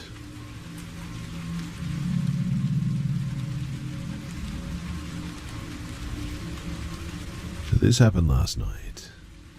Around 3 a.m., me and my brother were woken up by a loud banging and crying at our front door. But we live in a rough neighborhood, so naturally my brother grabs his shotgun, cocks it loudly, and starts yelling, "It's 3 a.m., go away," through the door. We were both really tired at this stage and freaked out. We'd recently had a girl from the neighborhood break into my car, so we assumed that it might be her again. I looked through the front door's window, we've got a one-way film on it, and didn't see anyone else around. I crouched near the door and listened. And it sounded like a young kid, completely hysterical, begging us to help her to call her mum.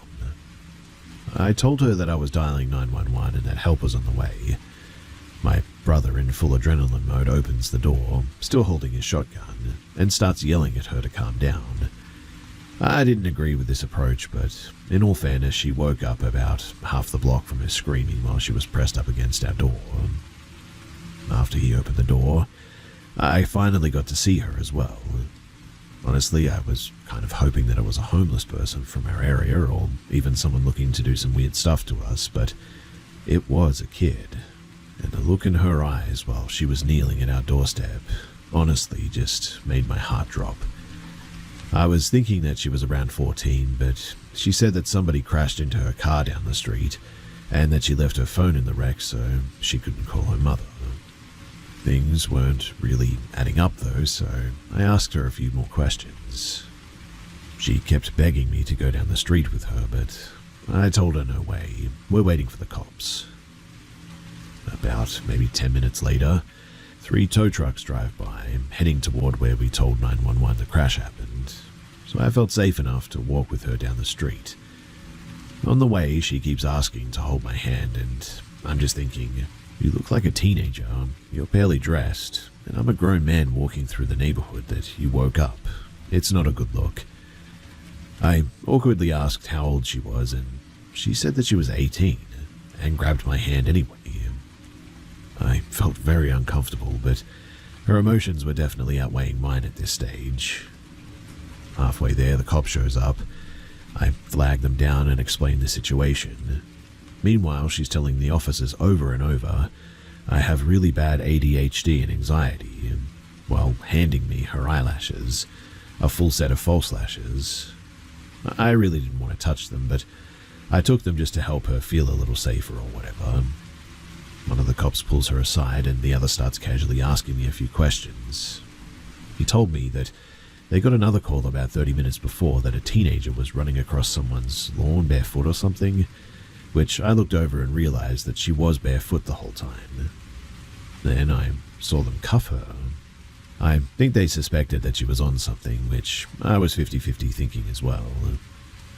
As we're sort of wrapping up, the officer sees me still holding the eyelashes and goes, "What are you going to do with those, bro?" I just told him, "Well, I'll sleep on it. I just want to go back to bed, to be honest." I head home and start talking to one of the neighbors about it. He assumed that it was her parents' house or something, so he didn't want to get involved in domestic drama or whatever. Makes sense, and I just assumed that that's why nobody else got involved. I couldn't really go back to sleep because I was shaken up and pretty worried about her, to be honest. I imagine that it was a traumatic experience for her too. I don't know if that was a justified reaction for her situation, or if she really was on drugs or mentally ill, but I will definitely be praying for her and her family, as obviously it's a bad situation.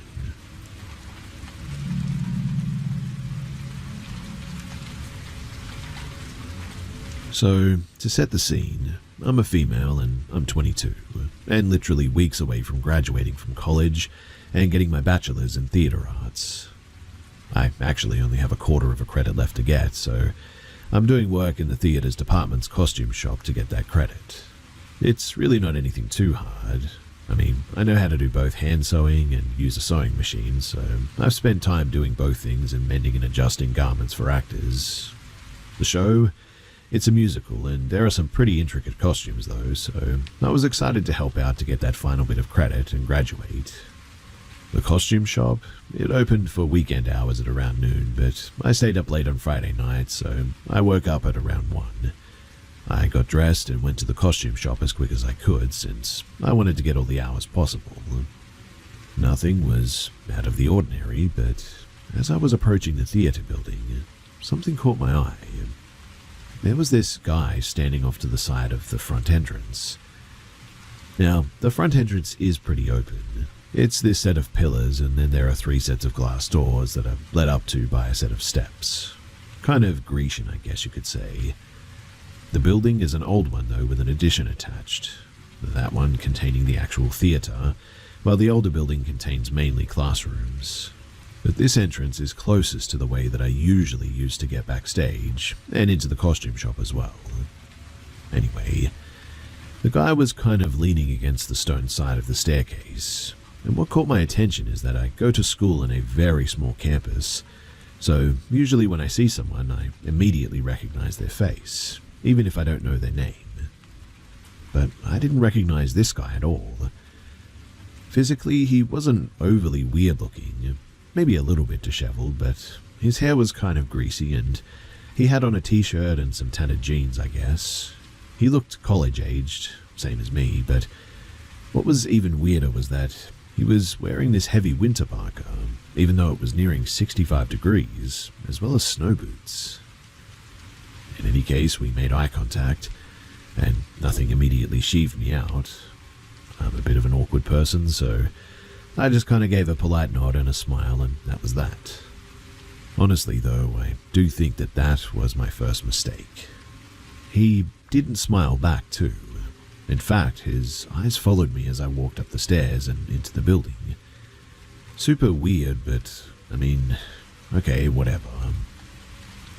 My campus does have some weirdos on it. I found that my school in particular seems to attract them, but I'm a senior, and I was pretty sure that I had all of the weirdos pretty much catalogued at this stage. But Parker Guy was not among my mental catalogue of campus oddities. I got down to the campus shop, and I must have looked troubled, I guess, because the person who was already down there, someone that I know on a somewhat personal level, greeted me and then asked if something was wrong. I told them about the guy, which somewhat amused them, and we speculated on who he could be for a while before they went up to check. Apparently, though, by this stage, he was gone, as I was told when they got back. Now, I worked on sewing literally halved beach balls into a bikini top. The show is a funky one, and listened to a podcast. I got there at 1, and it was around 4:30 that the person there with me left, leaving me alone. By this point, I moved on from the tops and was sewing some snaps onto the back of the blouse to make it fasten better. I took a bit of a break to work on a project due Monday. The seniorities are strong. Then got back to sewing a bit, my headphones off this time as it was just me down in the shop.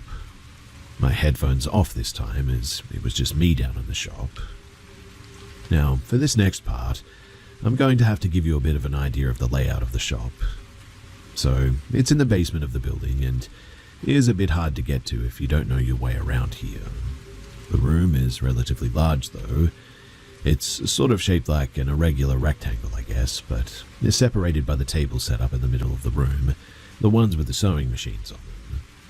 One side is on the way from the backstage behind the building's black box theater, as well as the dressing rooms, and then the other side leads out into this sort of hallway that has doors leading into the auditorium, as well as an exit out of the building. If that made any sense at all, then I'm really happy to hear that. But that direction also leads to the main costume storage room. Now, near where the sewing machine tables are is this door that leads outside and into what the costume director refers to as the weird little courtyard. When I was a freshman, I took a class with her and she warned us not to go out there since the door is locked from the outside. and if we do go out there, we won't be able to get back into the building. To be honest though, the courtyard is less of a courtyard and more a sort of space or an area where a bunch of buildings' machineries are, heating and cooling and all that, as well as electrical stuff, and it's all sort of located there together. It's all fenced in with a chain link fence about 15 feet high as well. But the door leading out there is one of those doors with a window. In this situation, I was sitting in a chair directly opposite the door, close to the wall across from it. So there was about maybe 20 odd feet of space between me and this door. It was nearing 6, but since the show's dress rehearsals started that Monday, I wanted to get as much done as I could before I finished up and went for dinner. I was working on sewing the snaps onto the shirt when I heard a noise. It startled me since I'd settled onto the rhythm of the task and listening to what my podcast was talking about, and annoyingly I dropped my needle. It was still connected to the thread, so it wasn't lost altogether, and so I bent down to pick it up from where it had fallen to the floor near my feet. And it was when I lifted my head from that bent position that I saw the source of the noise. My vision was a little bit obscured, because the space between me and the door was cluttered with a bunch of dress from mannequins that me and the other members of the crew had been using to put costume pieces on. So it was more that I saw the door's window wasn't empty anymore, I guess. I sort of shifted to the side a little bit to get a bit of a better look, and there at the door leading out into the maintenance courtyard was Parker Guy. The noise that I had heard had been him trying to open the door. Now, I have no idea how we got in there. That door is the only way into that courtyard, so I can only assume that he somehow scaled a 15-foot fence or something like that. But whatever the case, I froze like a deer in the headlights, and for a moment, it was just still as he stared at me and I stared at him. His face was expressionless, and it was as he continued to stare at me that I began to realize that this entire situation was wrong. I sort of settled back into my chair, really not sure what to do, and it was in this handful of seconds that Parker Guy started trying the door again. It was, as I said before, locked, so he wasn't able to open it, thank God. It's puzzling to me now as well that he didn't just come in through the front entrance, as none of the doors leading down to the costume studio were locked, but I don't know, maybe he tried that already because, like I said, the studio is a little bit tricky to locate if you don't know your way around the building. The only conclusion that I could come up with is that he tried what I mentioned above, couldn't find me, and then while wandering around the building, saw me through the door through the chain link fence, and proceeded to scale it. And it was at that point, upon that realization, that I then began to get a bit scared. The door leading into the studio was to my left, and on instinct, I got up to close it since it locks from the inside and you need a key to reopen it. It was as I was moving to close the door that the guy began to pound on the courtyard door. I don't know why my first instinct was to hide instead of opening the door that I'd just closed and booking it, but I went into the small fabric storage room directly behind me, shut the door, and called campus safety. Again, I'm not really sure why I called them and not the police.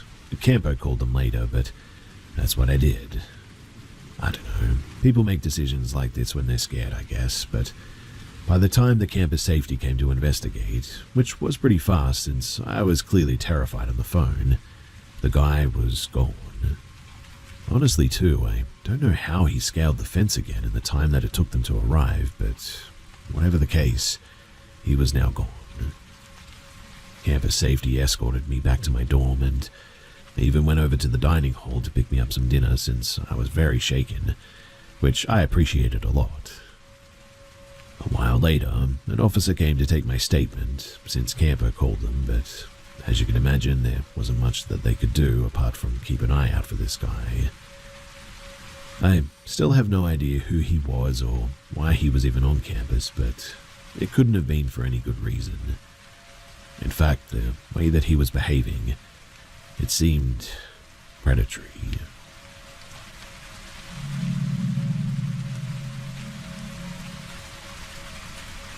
This is something that happened to me when I was about 12 years old. I don't usually talk about it because people either don't believe me or they just don't care. But it's something that stuck with me for years, and when I tell you it, I can imagine that you'll understand why. So, it was during summer break. My cousin was staying at my house because he had broken his knee and needed help getting around and all that. He was a little bit older than me, but we were super close. We'd stay up all night playing video games, eating junk food, and just doing typical guy stuff. One night, though, I was in my room playing video games by myself. My cousin was in the living room. I'm not sure what he was doing, but I know that we were the only ones home at this stage. It was getting late, and I was about to shut everything down and go to sleep when I saw something. Something started crawling toward me in the dark. It looked human, but not quite. It was all messed up and deformed. The way that it moved, it didn't seem right at all. It also made these weird noises that I still have a hard time describing. At first, I thought it was my cousin playing some kind of a sick prank on me, until I remembered that his leg was broken. He couldn't even crawl like that if he wanted to. That was when I absolutely lost it. I ran out of that room as quickly as I could, and I didn't even look back. I told my cousin what I saw. He didn't really believe me, but I could tell that he was creeped out too.